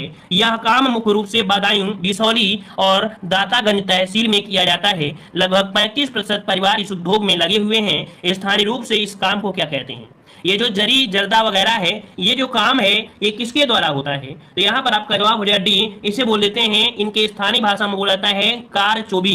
क्या बोलते हैं, ऑप्शन आपका डी हो जाएगा, कारचोबी बोला जाता है इनकी भाषा में। ठीक है, जैसे जरी होता है ना, जरी जरदोजी, इसका उत्पाद होता है और यह देखा जाए बदायूं बिसौली तहसील में आपका बहुत ज्यादा होता है। ठीक है ना, तो ऑप्शन क्या हो जाएगा, यहाँ पर बन जाएगा आपका डी नंबर आपका हो जाएगा। कुल मिलाकर देखा जाए, जैसे आपका रेशम है ना, रेशम का कपड़ा है ना, मोती और मछली के तार, नक्काशी, नग, मोती, ट्यूब, ये सब क्या होते हैं, इन्हीं के माध्यम से बनाया जाता है, इसी को कहा जाता है कारचोबी। ठीक है, चलिए आइए भाई आगे बढ़ते हैं। क्वेश्चन दिया गया है कि इनमें से कौन सा स्थान धातु की कला, रंगीन तामचीनी और जटिल नक्काशी के लिए प्रसिद्ध है। जटिल नक्काशी के लिए आपसे पूछा गया है, तो यहाँ पर 80 का ऑप्शन बनेगा सी।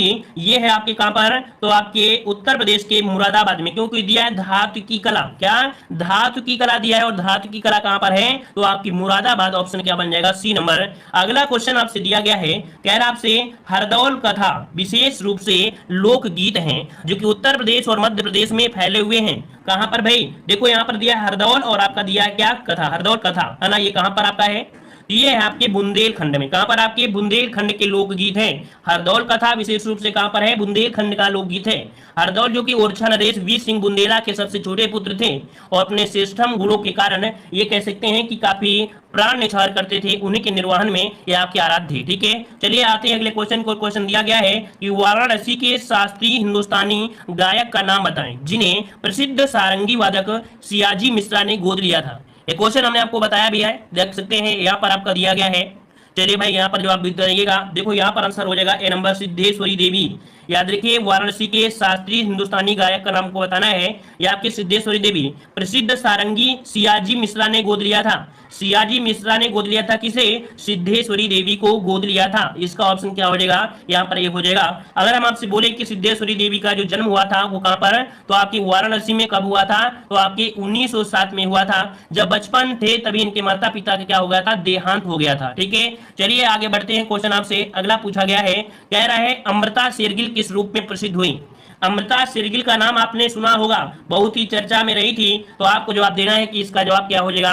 तो ये आपकी चित्रकार थी, क्या थी भाई, ये चित्रकार थी, ऑप्शन बनेगा बी नंबर आपका हो जाएगा, चित्रकार थी। ठीक है, भारतीय कला में इन्होंने काफी अच्छा महत्वपूर्ण आम का मतलब कह सकते हैं इनका रोल रहा है। ठीक है, आते हैं अगले क्वेश्चन को। क्वेश्चन आपसे अगला पूछा गया है, कह रहा आपसे यहाँ पर कि प्रतिमारक व्यक्ति अमृता शेरगिल का जन्म स्थान।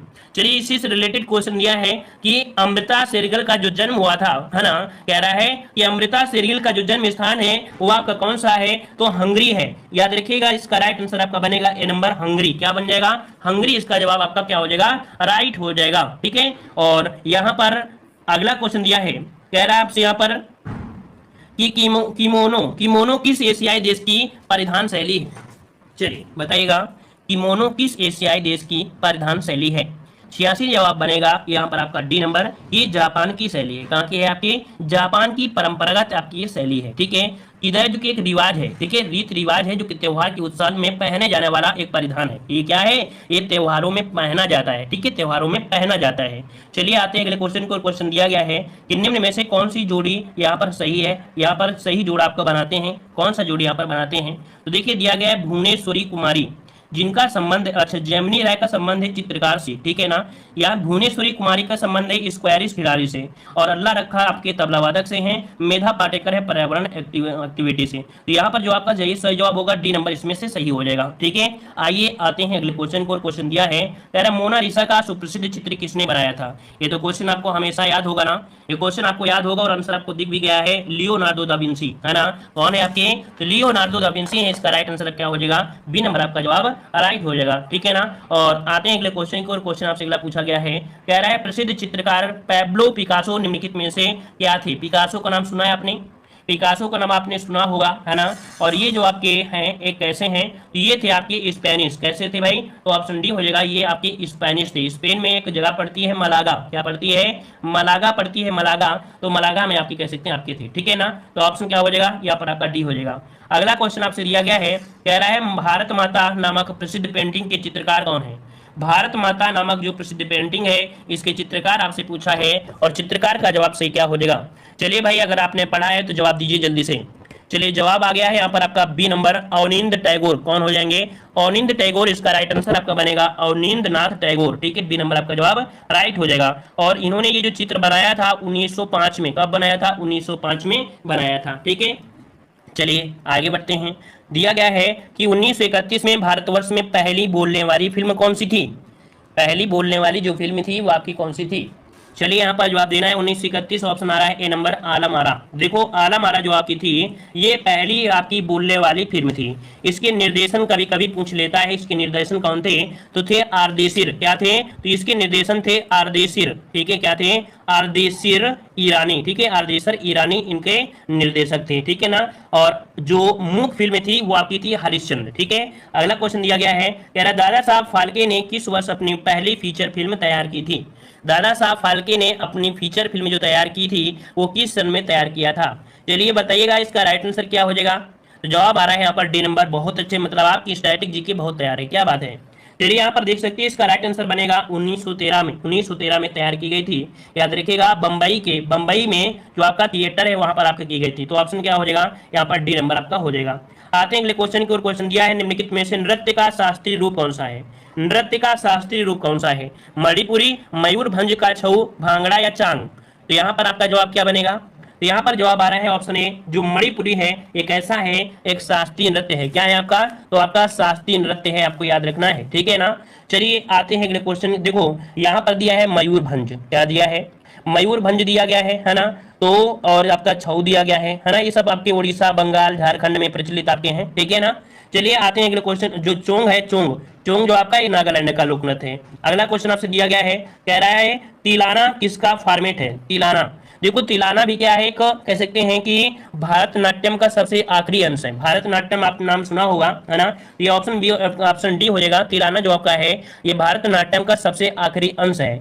और इस अंश में क्या होता है कि जो नृत्य होता है, नृत्य में आपके कह सकते हैं साथ साथ नारी के सौंदर्य को भी यहाँ पर दिखाया जाता है। ठीक है, चलिए आते हैं अगले क्वेश्चन को। क्वेश्चन आपसे अगला पूछा गया है, कह रहा है व्यक्तियों को सूची है और उद्योगों को यहाँ पर मिलान करना है। यहाँ पर देख सकते हैं जीव मिल्खा, जिनका निधन भी हो चुका है ना। मिल्खा जी का यहाँ पर निधन भी हो चुका है। इनका संबंध बताइएगा, किनका संबंध किससे है? तो चलिए जो आ रहा है उसको मिलान कर लेते हैं। जीव मिल्खा सिंह, यहाँ पर आपका जवाब क्या बनेगा? जीव मिल्खा जो आपके हैं गोल्फ से हैं। देखो ये मिल्खा सिंह आपके अलग हैं, है ना। ये मिल्खा सिंह अलग है क्योंकि जीव लिखा है। ये जीव मिल्खा संबंध है आपके गोल्फ से संबंधित है, इसका 3 हो जाएगा। जगदीश खट्टर का संबंध है ऑटोमोबाइल उद्योग से है। ठीक है, ऑटोमोबाइल उद्योग से, इसका 4 हो जाएगा। स्वप्न सुंदरी का नाम सुने होंगे, ये बहुत अच्छा नृत्य करती हैं, ये आपकी हो जाएंगी 1। और राजा रवि शर्मा है, ये चित्रकार हैं, इसका हो जाएगा 2। तो आपका जवाब क्या हो जाएगा? 3 4 1 2 आपका जवाब हो जाएगा। 3 4 1 2 आपका जवाब राइट हो जाएगा। 3 4 1 2 3 4 2 ये कहां पर है? ऑप्शन बी दिया गया है। ठीक है, आगे बढ़ते हैं। प्रश्न अगला दिया गया है कि निम्नलिखित में से कौन सा युग्म सही नहीं है? चलिए भाई, कौन सा युग्म सही नहीं है देख लेते हैं। तो दिया गया है संयुक्त पाणिग्राही जो कि ओडिसी नृत्य आपके हैं, ये तो आपका सही दिया है। शिव कुमार शर्मा दिया है बांसुरी, तो भाई बांसुरी उद्योग नहीं है ना, ये संतूर है। ठीक है, सा से संतूर हो जाएगा, संतूर आपका हो जाएगा, संतूर हो जाएगा। तो बी नंबर आपका गलत हो गया। राजा रवि जो आपका चित्रकार अभी हमने बताया भी था। उस्ताद बिस्मिल्लाह खां आपके सितार थे, तो आपका ये भी सही है, लेकिन ऑप्शन बी गलत है। अगला क्वेश्चन यहाँ पर आपसे दिया गया है, कह रहा है यहाँ पर दिया है मिलान करना है, उत्सव दिया गया है और आपका राज्य दिया गया है कि कौन से उत्सव में कौन सा यहाँ पर आपका मनाते हैं। तो चलिए यहाँ पर थोड़ा सा आराम से देखिएगा, इसका जवाब क्या हो जाएगा। तो देखिए यहाँ पर जो आपका दिया है गणगौर, गणगौर जो आपका है ये राजस्थान में, इसे याद रखिए गौर, गढ़गौर, तो ये आपके राजस्थान से संबंधित है। ठीक है, इसका बी हो जाएगा। गणेश चतुर्थी कहां पर होती है, तो आपके महाराष्ट्र में बहुत ही प्रचलित है, तो आपका सी हो जाएगा। दुर्गा पूजा आपके पश्चिम बंगाल में होती है, तो आपका ए हो जाएगा। बी सी ए कहीं पर लिखा है, बी सी ए लिखा है, ऑप्शन ए लिखा है, आंसर यहाँ पर आपका ए हो जाएगा। आगे बढ़ते हैं, प्रश्न आपसे अगला पूछा गया है कि स्वर्गीय राजा रवि शर्मा किससे संबंधित थे। अभी आपने पढ़ा जो रवि शर्मा थे, भाई इसका जवाब दीजिए जल्दी से, हम नहीं जवाब देंगे क्योंकि 3 क्वेश्चन अभी अभी आपको बता भी दिया है। चलिए, स्वर्गीय राजा रवि शर्मा जो थे वो किससे, तो आपके चित्रकारी से थे। किससे थे, चित्रकारी से थे। आते हैं अगले क्वेश्चन की ओर। क्वेश्चन आपसे अगला पूछा गया है, कह रहा आपसे यहाँ पर कह रहा है हंस दमयंती नामक श्रेष्ठ कृति किसके द्वारा रंग चित्रित है। नाम क्या दिया है, हंस दमयंती। ये अभी 2019 में पूछा गया था और 20 में भी पूछा गया था। ये है ऑप्शन आपका हो जाए कौन सा, आपके राजा रवि शर्मा है। ये रंग जो आपका चित्रित किया गया है ये आपकी किसके द्वारा, राजा रवि शर्मा के द्वारा हुआ है। ठीक है, वर्मा के द्वारा। अगला क्वेश्चन दिया गया है, कह रहा है सूची फर्स्ट को सूची सेकंड से सुमेलित करना है। यहाँ पर देखो दिया गया है कुछ व्यक्ति हैं और उनकी गतिविधियों के बारे में दिया गया है। तो देखो यहाँ पर जो आपको आ रहा है उसको आप कर लीजिएगा, जो आ रहा है उसको कर लीजिए। क्या आप करेंगे, आप करेंगे वी कुरियन। तो वी कुरियन का संबंध किससे है, डेयरी से है, तो आपका बी हो जाएगा। ठीक है, फिर दिया है सुनील मित्तल। सुनील मित्तल जो आपके हैं ये दूरसंचार उद्योग है, इसका डी हो जाएगा। अब उषा शर्मा जो आपके हैं ये कथक से नृत्य करती हैं, इसका ए हो जाएगा। और वीनू मांकल जो हमें पता नहीं था वो हम ऑप्शन के अनुसार लगा लेंगे, इसका सी हो जाएगा। तो C D A B, C D A B, C D A B, C D A B कहीं है, C D A B option कौन सा है, सी नंबर आपका हो जाएगा। तो जो चीज आपको आता है ना, जो चीज आपको आता है तो उसको आप लगाइए और आगे ऑप्शन के अनुसार लगा दीजिए। चलिए यहाँ पर सूची फर्स्ट और सूची सेकंड दिया गया है। यहाँ पर यामिनी कृष्ण मूर्ति, यामिनी कृष्णमूर्ति का नाम आपने बहुत बार सुना है ना। ये भारतनाट्यम की है, किसकी है, भारतनाट्यम की है, तो इसका आप सी लगा सकते हैं, है ना। इसका आपका क्या हो गया, सी हो गया।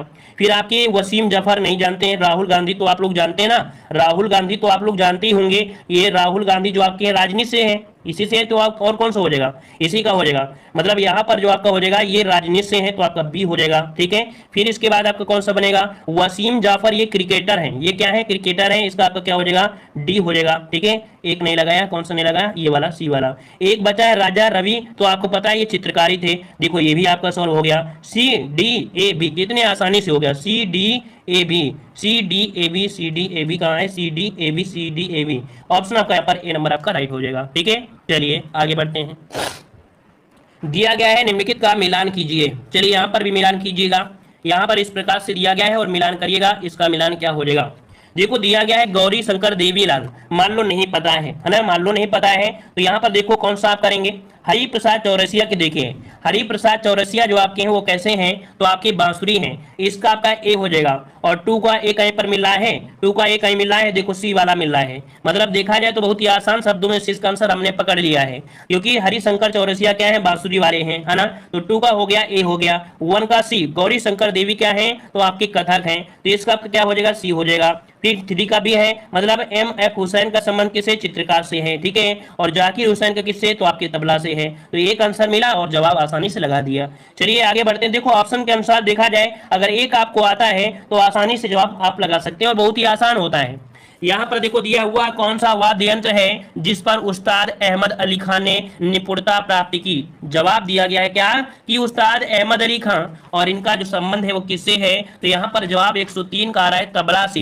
क्या बात है, तबला हो जाएगा। याद रखिएगा उस्ताद अजमद अली खां है, अमजद अली खां है, और इनका संबंध है आपके सरोद से है। किसे है, सरोद से है, इसका ऑप्शन बनेगा ए नंबर हो जाएगा, सरोद वादक है। ठीक है, ग्वालियर में इनका जन्म हुआ था, इनका जन्म ग्वालियर में, ग्वालियर कहाँ पड़ता है, एमपी में है। ठीक है, आते अगले क्वेश्चन की ओर। क्वेश्चन आपसे ला दिया गया है, कह रहा है कि हरि प्रसाद चौरसिया किस वाद्य मतलब वाद्य से वादन करते हैं। है ना, किस वादन के लिए विख्यात हैं? तो हरि प्रसाद चौरसिया ये संबंधित है आपके बांसुरी से। ऑप्शन आपका बनेगा यहाँ पर आपका बी, बांसुरी आपका जवाब राइट हो जाएगा। अगला क्वेश्चन आपसे दिया गया है कि किस क्षेत्र में उस्ताद बिस्मिल्लाह खान ने प्रसिद्धि पाई है? चलिए भाई, स्टैटिक जीके है, ऐसी मेहनत करते रहिए। और जीके मजबूत तो पीटी मजबूत, है ना, जीके मजबूत तो पीटी आपकी मजबूत, समझिए फिर आपको कोई हराने वाला नहीं मिलेगा। याद रखिएगा यहाँ पर 105 का जवाब जो बनेगा वो आपका हो जाएगा सी। ये थे आपके शहनाई बिस्मिल्लाह खां कैसे थे? तो आपके शहनाई ऑप्शन क्या हो जाएगा सी, है ना। और यहाँ पर कह सकते हैं 2001, ये भी याद रखिए 2001 में इन्हें भारत रत्न से सम्मानित भी किया गया है। 2001 में इन्हें भारत रत्न से सम्मानित भी किया गया है, याद रखिएगा।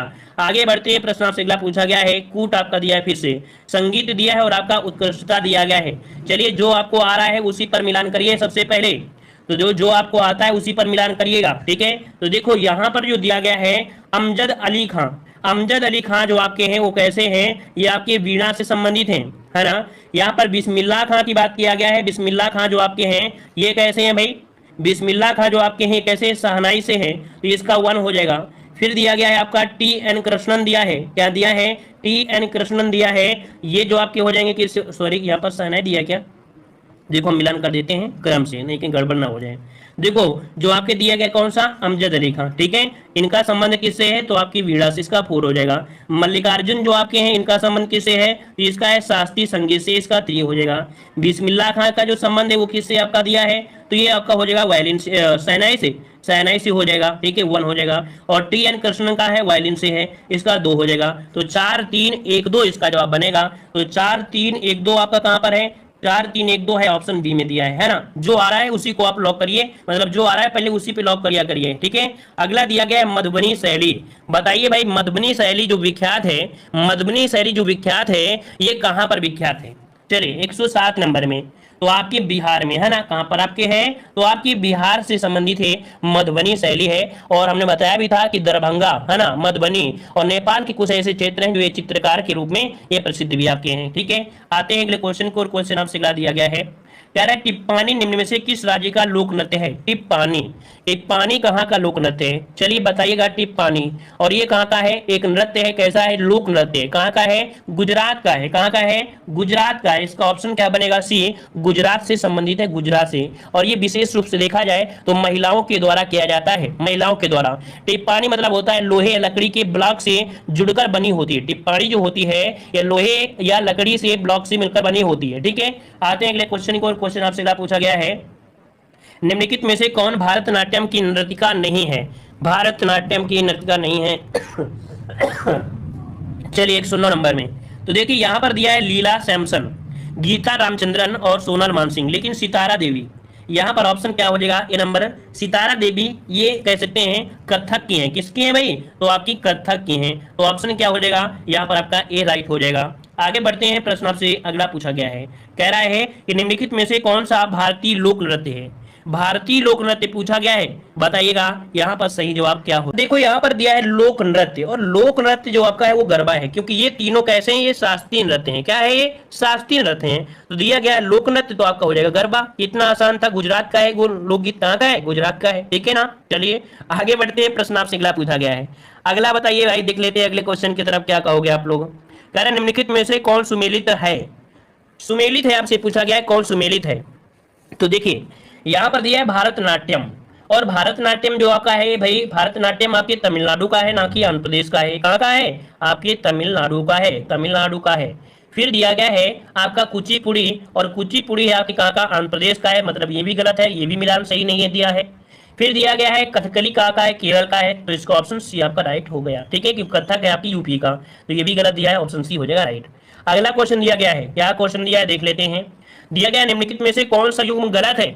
जल्दी से बताइए इसका जवाब कौन कौन सही देगा, कौन कौन इस प्रश्न का जवाब सही दे सकता है। तो घूमर दिया है राजस्थान, बिहू दिया है बिहार, भांगड़ा दिया है पंजाब, और लौड़ी दिया है महाराष्ट्र।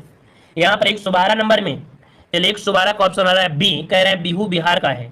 भाई बिहार का है बिहू? हम तो कहते हैं भाई बिहार का ही है, आप बताइए कहाँ का है? असम का है, बिल्कुल सही है, असम का है, ठीक है। कहाँ का है? ये असम का है, बिहार का नहीं है, याद रखिएगा, असम का है, ठीक है। तो ऑप्शन बी आपका गलत दिया गया था।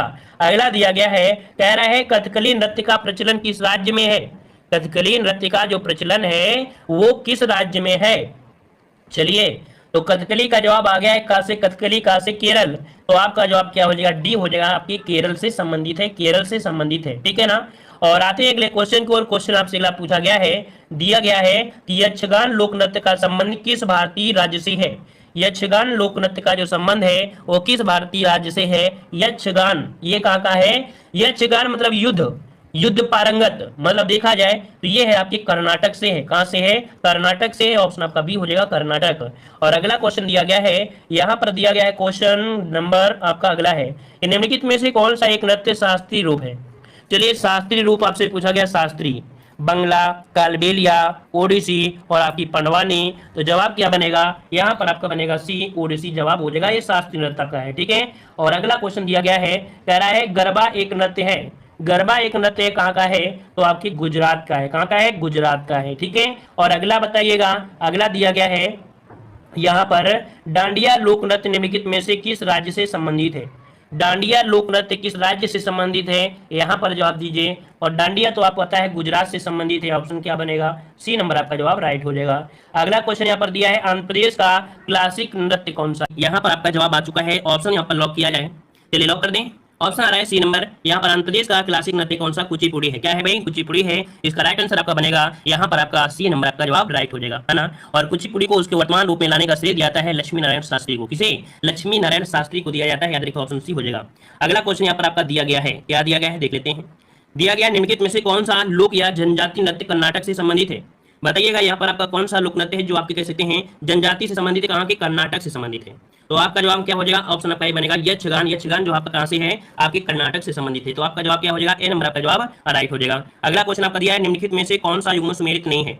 कौन सा युग्म सम्मिलित नहीं है, कह रहे हैं अमीर खुसरो सरोद से संबंधित है। तो भाई सरोद से संबंधित तो आपके नहीं है ना, यहाँ पर आपका पहला ही पॉइंट आपका गलत नजर आ रहा है। अमीर खुसरो को सितार का जनक कहा जाता है, किसे, तो सितार का जनक कहा जाता है साथियों, ठीक है, सितार का जनक कहा जाता है ना कि सरोद का। तो ये तो आपका गलत हो गया है। भीम सिंह जोशी का संबंध है गायन से, उत्पल दत्त का संबंध है फिल्म से, और शंभू महाराज का संबंध है आपके कथक से। ऑप्शन आपका एक गलत दिया गया था। चलिए आते हैं अगले क्वेश्चन को। क्वेश्चन आपसे अगला दिया गया है, चलिए अब आपको यहाँ पर आंसर नहीं दिखेगा, ठीक है, आंसर अब आपको नहीं दिखेगा। चलिए चंडीगढ़ का रॉक गार्डन किसका बनाया हुआ है। तेरे चंडीगढ़ का रॉक गार्डन किसका बनाया हुआ है, तो इसका राइट आंसर क्या हो जाएगा, ऑप्शन बी हो जाएगा, नेकचंद का है। किसका बनाया हुआ है, तो ऑप्शन बी बनेगा यहाँ पर आपका नेकचंद, इसका जवाब राइट हो जाएगा। चलिए आगे बढ़ते हैं। क्वेश्चन आपसे अगला दिया गया है, कह रहा है, चलिए अब बताइएगा कि हमारे राष्ट्रीय चिन्ह के नीचे आदर्श वाक्य क्या है। हमारे राष्ट्रीय चिन्ह के नीचे आदर्श वाक्य क्या है, तो आदर्श वाक्य पूछा गया है जो कि ऑप्शन सी है, यहाँ पर आपका सत्यमेव जयते है। क्या है, सत्यमेव जयते है, सत्यमेव जयते, जो कि मुंडकोपनिषद सूत्र से आपका लिया गया है, जो कि देवनागरी लिपि में संस्कृत भाषा में लिखा है। कैसे में, तो आपकी ये संस्कृत भाषा में, और संस्कृत भाषा जो कि देखा जाए देवनागरी लिपि में आपका लिखा गया है, ठीक है। भारत सरकार ने 26 जनवरी 1950, कब, 26 जनवरी 1950 को इसे राष्ट्रीय चिन्ह के रूप में अपनाया था, जो सारनाथ का सूर्य स्तंभ है, ठीक है। चलिए आगे बढ़ते हैं। क्वेश्चन आपसे अगला पूछा गया है, कह रहा है यहाँ पर क्वेश्चन आ गया, निम्नलिखित में से कौन सा लोक नृत्य जनजातीय नृत्य उत्तर प्रदेश से संबंधित है। बताइएगा उत्तर प्रदेश का यहाँ पर आपका जो नृत्य है आपका कौन सा है। फिर यहाँ पर जवाब क्या बन जाएगा, तो यहाँ पर देखो उत्तर प्रदेश का ऑप्शन आ रहा है, यहाँ पर आपका तमाशा, नौटंकी, सहरा, सौरा। चलिए यहाँ पर सहरा होता है, वैसे क्या हो जाएगा, सहरा हो जाएगा। यहाँ पर ऑप्शन जो बनेगा वो आपका बी नंबर आपका हो जाएगा, सहरा वगैरह होता है, सहरा। अच्छा और कोई है देख लेते हैं। तमाशा तो आपका ये है ना, तमाशा कहाँ का है, महाराष्ट्र का है। तमाशा जो आपका है ये महाराष्ट्र का है, ठीक है ना। रौफ जो आपका दिया है आपके जम्मू कश्मीर का है, ठीक है। वहीं पर जो आपका दिया गया सौरा है ना, ये देखा जाए तो आपके यूपी के भी और आपके बुंदेलखंड वाले है ना। कौन, यूपी के बुंदेलखंड वाले, ये आपके यूपी में बुंदेलखंड वाले जो आपके हैं, बुंदेलखंड वाले जो कृषि लोग हैं, मतलब कृषक लोग हैं, वो अपनी फसल को काटते समय प्रकट करते हैं उद्देश्य, मतलब हर्ष के साथ। ये ऑप्शन आपका भी हो जाएगा, फसल काटते समय गाया जाने वाला आपका है सहरा, ठीक है। चलिए आते हैं अगले क्वेश्चन को। क्वेश्चन आपसे अगला पूछा गया है, कह रहा है पटेती किसका त्योहार है। पटेती किसका त्योहार है ना, तो कठिन होगा, आप आंसर भी देख लीजिए। ये है आपके पारसी का त्योहार है। किसका त्योहार है, आपके पारसियों का त्योहार है, या कह सकते हैं जोरोस्टिक कैलेंडर के हिसाब से नए वर्ष की शुभारंभ मनाया जाता है। जो आपका नया वर्ष का शुभारंभ होता है तब ये मनाया जाता है त्योहार। ऑप्शन क्या बन जाएगा, ए नंबर आपका हो जाएगा पारसी का। अगला क्वेश्चन आपका दिया गया है, यहाँ पर आपका क्वेश्चन आपका आ चुका है, करेक्ट, कला की बंगाल शैली का अग्रदूत कौन था। कला की बंगाल शैली का अग्रदूत किसे माना जाता है। चलिए यहाँ पर जवाब देना है, सही जवाब क्या हो जाएगा, कला की बंगाल शैली का अग्रदूत कौन था। यहाँ पर आपका जवाब बनेगा ऑप्शन डी, अवनींद्रनाथ ठाकुर। कौन से, ऑप्शन डी। यहाँ पर कुछ लोग जवाब दे रहे हैं कि कला की बंगाल शैली का अग्रदूत अवनींद्रनाथ ठाकुर को माना जाता है, ठीक है ना। और यहाँ पर आपका जवाब क्या बन जाएगा, डी नंबर आपका जवाब राइट हो जाएगा, ठीक है। चलिए यहाँ पर आते हैं, अगला क्वेश्चन दिया गया है। चलिए अगला क्वेश्चन आपके सामने दिया है, निम्नलिखित में से कौन सा एक नृत्य का शास्त्रीय रूप है। निम्नलिखित में से कौन एक नृत्य का शास्त्रीय रूप है, तो बंगाल बताइए, बंगाल तो है नहीं है, कालबेलिया भी नहीं है, ओडिसी है आपका जवाब, है ना। ऑप्शन क्या बनेगा, यहाँ पर आपका सी हो जाएगा, ओडिसी जो नृत्य है एक शास्त्रीय नृत्य आपका है ना, शास्त्रीय नृत्य आपका है। चलिए आगे बढ़ते हैं। क्वेश्चन आपसे अगला पूछा गया है, यहाँ पर आपका क्वेश्चन दिया है, भारतीय नाटक संगीत नाटक अकादमी द्वारा संगीत नाटक अकादमी द्वारा भारतीय शास्त्रीय नृत्य के रूप में केवल सन 2000 में मान्यता प्राप्त शास्त्रीय नृत्य मूलतः कहाँ का है? बहुत ही अच्छा क्वेश्चन दिया है। ये देखा जाए भारतीय शास्त्रीय नृत्य के रूप में केवल सन 2000 में इसे मान्यता प्राप्त की गई थी। और शास्त्रीय जो नृत्य है ये आपके कहाँ का है? तो याद रखिए इसका राइट आंसर आपका हो जाएगा आपके असम से संबंधित है। कहां से? तो आपके असम से संबंधित है, ऑप्शन बनेगा ए नंबर। अगला क्वेश्चन यहाँ पर दिया गया है, क्वेश्चन आपका आ चुका है, कह रहा है भारतीय विश्व खेल से संबंधित, कह रहा है निम्नलिखित में से किस शहर में सेंट्रल फुटवियर ट्रेनिंग इंस्टीट्यूट स्थित है? चलिए बताइएगा किस शहर में सेंट्रल फुटवियर ट्रेनिंग इंस्टीट्यूट स्थित है? कानपुर, लखनऊ, आगरा या नोएडा? तो जवाब क्या बनेगा? ऑप्शन बनेगा सी, आपके आगरा में है। कहां पर है भाई? तो आपके आगरा में है। और ये आपके 1963 में एक लघु उद्योग विकास संस्थान के रूप में ये स्थापना की गई थी। ठीक है ना। चलिए आते हैं अगले क्वेश्चन को। क्वेश्चन आपसे अगला पूछा गया है, निम्नलिखित में से कौन सुमेलित नहीं है? यहाँ पर बताइएगा खेल और खिलाड़ी आपको दिए गए हैं। तो दिया है वाटर पोलो में दिया है 7, कबड्डी में दिया है 7, वॉलीबॉल में दिया है 6 और हॉकी में दिया है 9। तो आपका जवाब क्या गलत दिया है? तो यहाँ पर आपको पता है कि हॉकी में कितने होते हैं? 11 लोग होते हैं। कितने? 11 लोग होते हैं। इसका मतलब है कि ऑप्शन डी हमारा आपका गलत हो जाएगा। ठीक है। अगला क्वेश्चन आपका दिया गया है, कह रहा है आपसे रोवर्स कप का संबंध किस खेल से है? रोवर्स कप का संबंध किस खेल से दिया गया है? चलिए रोवर्स कप का संबंध आपसे पूछा है, कुछ लोग जवाब भी दे रहे हैं यहाँ पर आपका फुटबॉल। इसका राइट आंसर आपका डी हो जाएगा। ये आपके फुटबॉल से संबंधित है। जो रोवर्स कप है आपके फुटबॉल से संबंधित है। ठीक है ना। क्लियर है ना। वहीं पर आपका आगा खा कप, बेडकन कप, नेहरू ट्रॉफी ये सब हॉकी से संबंधित है। ठीक है। चलिए आगे बढ़ते हैं। क्वेश्चन आपसे अगला पूछा गया है, कह रहा आपसे बांग्लादेश का राष्ट्रीय खेल क्या है? बांग्लादेश का राष्ट्रीय खेल इनमें से क्या हो जाएगा? चलिए फुटबॉल होगा, हॉकी होगा, कबड्डी होगा या क्रिकेट है? इनमें से आपका जवाब, इनमें से राइट क्या होगा? बांग्लादेश का राष्ट्रीय खेल क्या है? तो यहाँ पर आपका जवाब आ रहा है ऑप्शन, यहाँ पर अगर हम लॉक करते हैं तो आपका जवाब यहाँ पर आपका राइट हो जाएगा। 131 नंबर में कुछ लोग जवाब दे रहे हैं। यहाँ पर ऑप्शन आ गया है सी नंबर। याद देखिए बांग्लादेश का जो राष्ट्रीय खेल है वो क्या है? आपका कबड्डी है। क्या भाई? यहाँ पर कबड्डी ऑप्शन बनेगा यहाँ पर आपका सी नंबर। चलिए आगे बढ़ते हैं। क्वेश्चन आपसे अगला पूछा गया है, यहाँ पर दिया गया है डांडी बियो किस देश का राष्ट्रीय खेल है? चलिए यहाँ पर बताइएगा डांडी बियो जो खेल है ये राष्ट्रीय खेल कहाँ का है? फिर यहाँ पर जवाब आ रहा है ऑप्शन राइट, यहाँ पर आपका बन गया है 132 नंबर में, यहाँ पर सी नंबर। ये है आपकी नेपाल का। कहाँ का है भाई? तो यहाँ पर आपका जवाब हो जाएगा सी नंबर, ये नेपाल का हो जाएगा। कहाँ का हो जाएगा? नेपाल का जवाब हो जाएगा। ठीक है। चलिए आगे बढ़ते हैं। क्वेश्चन आपसे अगला पूछा गया है, यहाँ पर आ गया मलेशिया और इंडोनेशिया का राष्ट्रीय खेल इनमें से क्या है? मलेशिया और इंडोनेशिया का जो राष्ट्रीय खेल है वो आपका कौन सा है?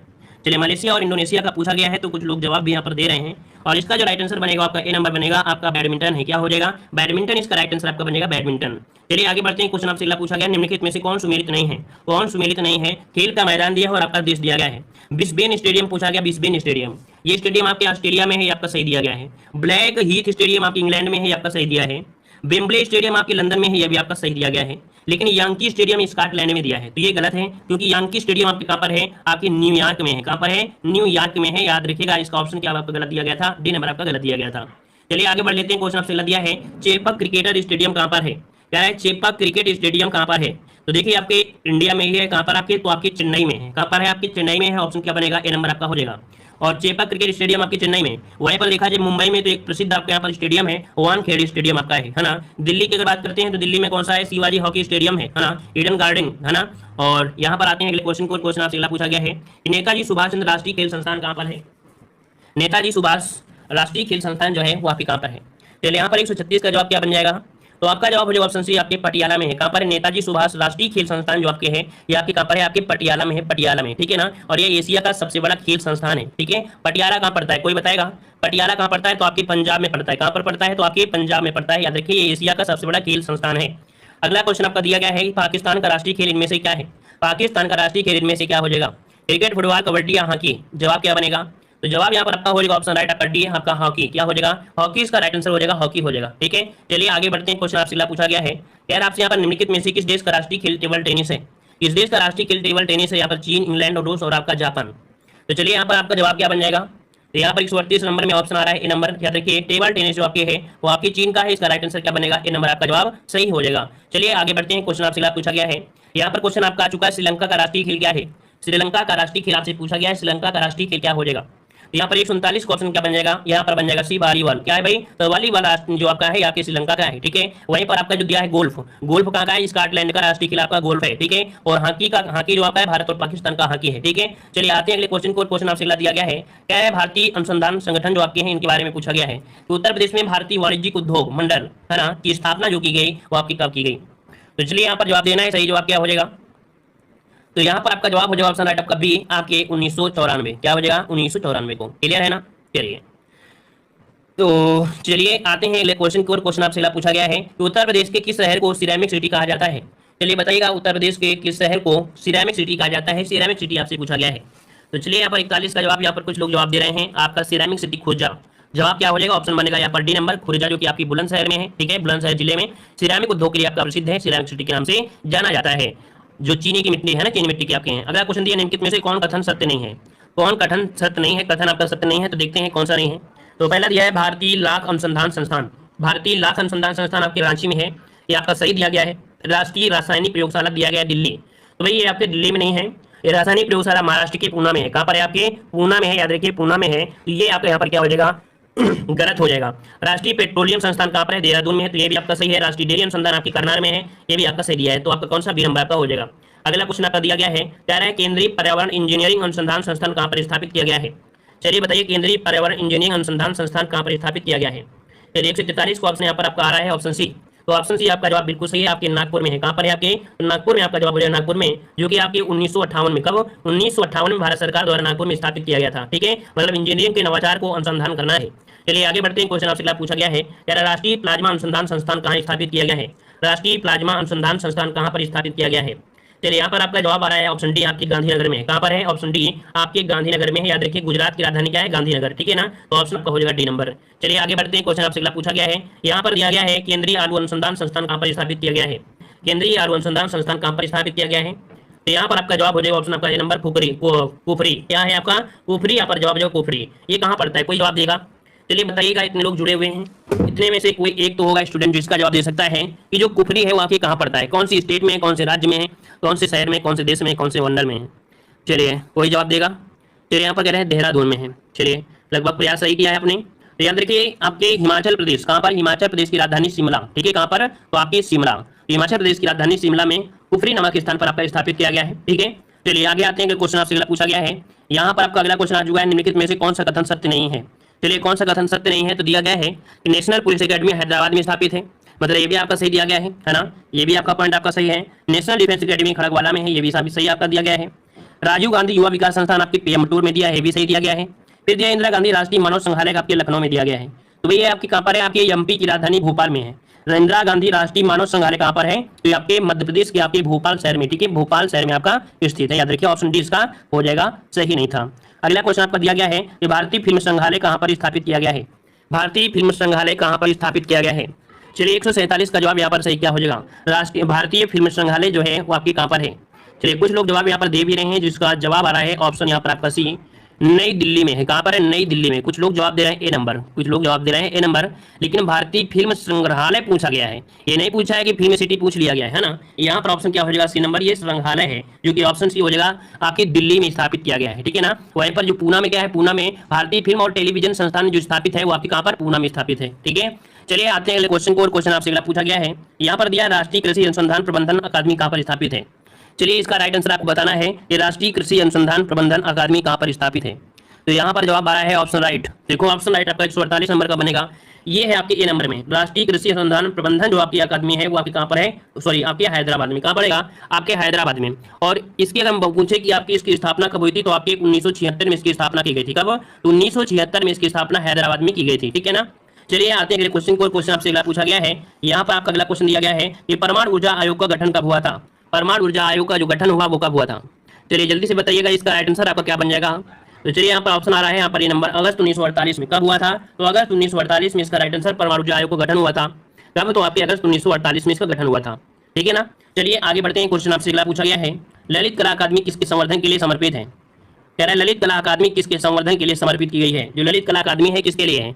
चलिए यहाँ पर जवाब से क्या हो जाएगा, तो यहाँ पर आपका जवाब आ रहा है ऑप्शन आपका यहाँ पर ललित कला के लिए। किसके लिए है, तो ललित कला के लिए। इसका राइट आंसर आपका बनेगा डी, ललित कला के लिए आपका है। ठीक है, जो कि ललित कला के क्षेत्र में कार्य करने के लिए, मतलब जैसे मूर्ति कला होता है, चित्रकला हो गया, ग्राफ कला हो गया, ग्रह निर्माण कला होता है, इनके लिए वो रहता है ललित कला। ठीक है, चलिए आगे बढ़ते हैं। क्वेश्चन आपसे अगला पूछा गया है कि भारत में नृत्य, नाटक और संगीत विकास को बढ़ावा देने की जिम्मेदारी निम्नलिखित में से किसकी है।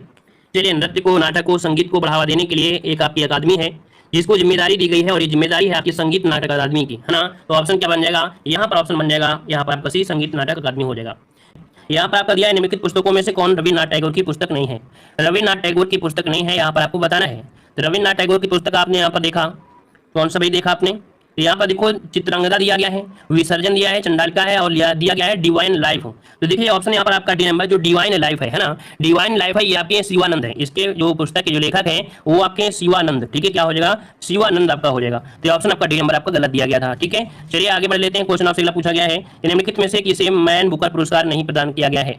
मैन बुकर पुरस्कार जो प्रदान नहीं किया गया है वो किसे नहीं दिया गया है। तो ये देखो वीएस न्यायपाल को भी दिया गया है, किरण देसाई को दिया गया है, अरविंद गिरी को भी दिया गया है, लेकिन यहाँ पर जो आपका दिया है बी एम कॉल इन्हें पुरस्कार नहीं दिया गया है, ठीक है, क्लियर है। चलिए आगे बढ़ते हैं, क्वेश्चन आपसे अगला पूछा गया है, कह रहा है यहाँ पर आपसे क्वेश्चन निम्नलिखित रचनाओं में से उनके रचयिता के साथ मिलान करना है। चलिए मिलान कर लीजिए, यहाँ पर आपके रचित रचयिता आपके दिए गए हैं। तो देखिए यहाँ पर गीत गोविंद जय जयकार हो जाए, गीत गोविंद की जय जयकार कर देते हैं, तो एक का हो जाएगा 4 और एक का हो जाएगा 4, तो इसका 4 कर लीजिए।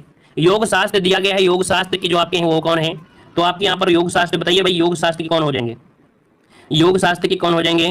तो यहाँ पर देखो हेमचंद क्या हो जाएंगे, यहाँ पर आपका हेमचंद हो जाएंगे, एक कर दीजिए। श्री भाष्य जो दिया है, श्री भाष्य जो दिया है वो किसका है, तो यहाँ पर आपका हो जाएगा रामानुज का हो जाएगा। और सिद्धांत शिरोमणि जो आपके हैं वो आपके कौन है, तो आपके भास्कराचार्य हो जाएंगे। श्री सीवी रमन को किस क्षेत्र में कार्य करने के लिए यहाँ पर पुरस्कार से सम्मानित किया गया था। चलिए यहाँ पर आपका जवाब सही क्या हो जाएगा, इसका राइट आंसर कुछ लोग जवाब दे रहे हैं बी नंबर, कुछ लोग जवाब दे रहे हैं यहाँ पर आपका डी नंबर। इसका राइट आंसर जो आपका बनेगा वो आपका कौन सा बन जाएगा, तो ऑप्शन बन जाएगा यहाँ पर आपका डी, आपके प्रकाश प्रकीर्णन के लिए। किसके लिए, ऑप्शन बनेगा डी, प्रकाश प्रकीर्णन के लिए सीवी रमन को नोबेल पुरस्कार दिया गया था, याद रखिएगा, ठीक है। आपका जवाब क्या हो जाएगा, यहाँ पर डी नंबर आपका हो जाएगा, ठीक है ना, प्रकाश प्रकीर्णन इसका जवाब राइट हो जाएगा। कब दिया गया था कोई बताएगा, इसका जवाब कोई देने वाला है, बता सकता है कि इनके जो पुरस्कार दिया गया था कब दिया गया था। ये दिया गया था 1930 में। कब दिया गया था, ये डेट याद रखना क्योंकि एग्जाम में पूछी गई, इसलिए हम आप लोगों से पूछ रहे हैं। और भौतिक का नोबेल पुरस्कार इन्हें प्रदान किया गया था 1930 में, भौतिक का नोबेल पुरस्कार, है ना। और नोबेल पुरस्कार प्राप्त करने वाले रमन जो आपके थे ये एशिया के पहले व्यक्ति थे। तो इतने क्वेश्चन यहाँ से बनते हैं। आगे बढ़ते हैं, क्वेश्चन आपसे अगला पूछा गया है। चलिए क्वेश्चन आ गया है, क्या निम्न में से किसे नोबेल पुरस्कार नहीं प्रदान किया गया है। नोबेल पुरस्कार किसे प्रदान नहीं किया गया है, ये आपसे पूछा गया है। तो देखो यहाँ पर दिया गया अभिजीत विनायक बनर्जी, मदर टेरेसा, चंद्रशेखर वेंकट रमन और आपका दिया है देवेंद्र सत्यार्थी। तो राइट आंसर यहाँ पर कुछ लोग ए देंगे और कुछ लोग जवाब इसका डी देंगे, लेकिन इसका राइट आंसर आपका जो बनेगा वो डी हो जाएगा। देवेंद्र सत्यार्थी को ये नहीं दिया गया है। दिया किसको दिया गया था, तो कैलाश सत्यार्थी को दिया गया था। किसका, कैलाश सत्यार्थी को दिया गया था, ना कि देवेंद्र सत्यार्थी को दिया गया था, है ना। तो यहाँ पर देख सकते हैं ये अभिजीत बनर्जी जो आपके थे, विनायक बनर्जी, इनको 2019 में दिया गया था। मदर टेरेसा को 1979 में दिया गया था, ठीक है ना। और रमन को दिया गया था 1930 में, है ना। तो ऑप्शन डी इसका राइट हो जाएगा। चलिए आगे बढ़ते हैं, क्वेश्चन आपसे अगला पूछा गया है। यहाँ पर क्वेश्चन आ गया है, ज्ञानपीठ पुरस्कार किस क्षेत्र वालों को दिया जाता है। ज्ञानपीठ पुरस्कार किस क्षेत्र वालों को दिया जाता है, यहाँ पर आपका राइट आंसर क्या बन जाएगा। चलिए यहाँ पर कुछ लोग जवाब दे भी दिए हैं, कह रहे हैं लॉक कर दीजिए ऑप्शन राइट आपका यहाँ पर ये नंबर आपके साहित्य क्षेत्र में ना क्या हो जाएगा, साहित्य क्षेत्र में दिया जाता है। याद रखिएगा आपके प्रथम ज्ञानपीठ पुरस्कार 1965 में दिया गया था। ये बता सकते हैं कोई है जिस प्रश्न का जवाब दे सकता है कि ज्ञानपीठ पुरस्कार जो दिया गया था 1965 में सबसे पहले किसे दिया गया था।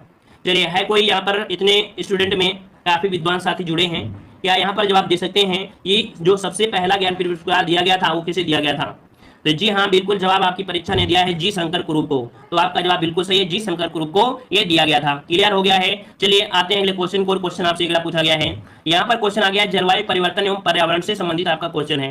कह रहा है भारत के किस राज्य ने घरों में वर्षा जल संचय को अनिवार्य बनाया है। मतलब दे सकते हैं जो बारिश का पानी होता है इसे जल संचय के रूप में अनिवार्य बना दिया है, ये आपका कौन सा है। इसका राइट आंसर कुछ लोग जवाब दे रहे हैं ए नंबर आपका तमिलनाडु। तो आपका जवाब बिल्कुल सही है भाई, यहाँ पर आपका जवाब बिल्कुल सही है। तमिलनाडु राज्य है जो जल संचरण की दिशा में कदम उठाया है, ऑप्शन बनेगा ए नंबर। अगला क्वेश्चन आपका दिया गया है, कह रहा है निम्नलिखित में से किसे प्रकृति की किडनी कहा जाता है। चलिए बताइएगा प्रकृति का किडनी जो कहा जाता है किसे कहा जाता है, रेगिस्तान को या दलदली भूमि को या हिमानी को या घास के मैदान को, किसे कहा जाएगा। चलिए प्रकृति का किडनी पूछा गया है और ये है कौन सा, यहाँ पर कुछ लोग जवाब दे रहे हैं डी नंबर और कुछ लोग जवाब दे रहे हैं यहाँ पर आपका बी नंबर। तो देखो यहाँ पर आर्द्र भूमि है, यहाँ पर ऑप्शन जो बनेगा वो बनेगा ऑप्शन कौन सा, बी नंबर दलदली भूमि को। दलदली भूमि को हम लोग बोलते हैं आर्द्र भूमि, क्या बोलते हैं इसे, आर्द्र भूमि भी बोला जाता है। और ये प्रकृति की किडनी कहा जाता है, क्यों, क्योंकि इसमें लगभग वर्ष भर जो आपका जल भरा रहता है। क्या, इसमें लगभग वर्ष भर क्या होता है, जल जमाव रहता है, जो कि पोषक तत्वों का पुनर्निर्माण करता है, जहरीले तत्वों के निष्कर्षण में महत्वपूर्ण भूमिका निभाता है ना। तो इस प्रकार से इसका राइट आंसर आपका बी हो जाएगा। चलिए आगे बढ़ते हैं, क्वेश्चन आपसे अगला पूछा गया है। यहाँ पर क्वेश्चन आ गया है, समुद्र का वर्षा वन किसे कहा जाता है। चलिए ये भी क्वेश्चन आपका अच्छा है। यहाँ पर पहली बार क्वेश्चन पढ़ रहे हैं तो एक बार लाइक वीडियो को जरूर करें, ताकि आपको भी लगे कि हाँ कुछ हम नया सीख रहे हैं और हमें भी लगे कि आपको कुछ हम नया सिखा भी रहे हैं। तो चलिए, समुद्र का वर्षावन किसे कहा जाता है? तो कुछ लोग जवाब दे रहे हैं ए नंबर प्रवाल को दे रहे हैं। चलिए, तो यहाँ पर आपका जवाब सही है, बिल्कुल सही जवाब है। यहाँ पर ऑप्शन बनेगा ए नंबर प्रवाल, आपका जवाब राइट हो जाएगा। प्रवाल की जैव विविधता और पारिस्थितिकी उत्पादकता अत्यधिक होने के कारण इन्हें समुद्र का वर्षावन कहा जाता है, याद रखिएगा, ठीक है ना। चलिए आगे बढ़ते हैं। क्वेश्चन आपसे अगला पूछा गया है। क्वेश्चन आपका आ गया है, जैविक खेती क्या है? जैविक खेती व जैव विविधता संरक्षण हेतु कौन सा आंदोलन 1987 में चलाया गया? बताइए, जैविक खेती व जैव विविधता संरक्षण हेतु कौन सा आंदोलन 1987 में चलाया गया था? तो ये चलाया गया था आपका नवधान्य आंदोलन। इसका जवाब क्या बनेगा? ए नंबर। आइए आगे बढ़ते हैं। क्वेश्चन आपसे अगला पूछा गया है। यहाँ पर दिया गया है कि उत्तर प्रदेश में कृषि के लिए प्रयुक्त भूमि का जो प्रतिशत है वो कितना दिया गया है? चलिए जवाब दीजिएगा। यहाँ पर सही जवाब क्या हो जाएगा? उत्तर प्रदेश में कृषि के लिए प्रयुक्त भूमि का जो प्रतिशत है वो आपका कितना है? यहाँ पर आपका जवाब बिल्कुल सही है, क्योंकि कई बार आपने पढ़ा है। यहाँ पर आपका जवाब बनेगा डी, आपका 68.7%। कितना? 68.7%। इसका राइट आंसर आपका बनेगा डी, है ना। अगर आपको नहीं आता है तो एग्जाम में छोड़ दीजिएगा, यहाँ पर तुक्का वगैरह चल जाएगा, लेकिन एग्जाम में क्या होगा भाई साहब, एग्जाम में आपका नंबर काट लिया जाएगा। चलिए बताइएगा, कह रहा है उत्तर प्रदेश में सशस्त्र जलवायु क्षेत्रों की जो संख्या है वो आपकी कितनी है? चलिए, सशस्त्र जलवायु क्षेत्रों की जो संख्या है वो आपकी कितनी है? एग्रो केमिक जो बोला जाता है ना, इंग्लिश बोलते हैं एग्रो क्लाइमेट जोन, तो इनकी संख्या है 9। कितनी संख्या है? ऑप्शन सी बनेगा, यहाँ पर आपका 9 हो जाएगा, ठीक है ना। तो यहाँ पर तराई, भाबर, पश्चिमी, है ना, मध्य पश्चिमी, पश्चिमी, अर्ध शुष्क, केंद्रीय, मध्य, ये आपको मिलते हैं।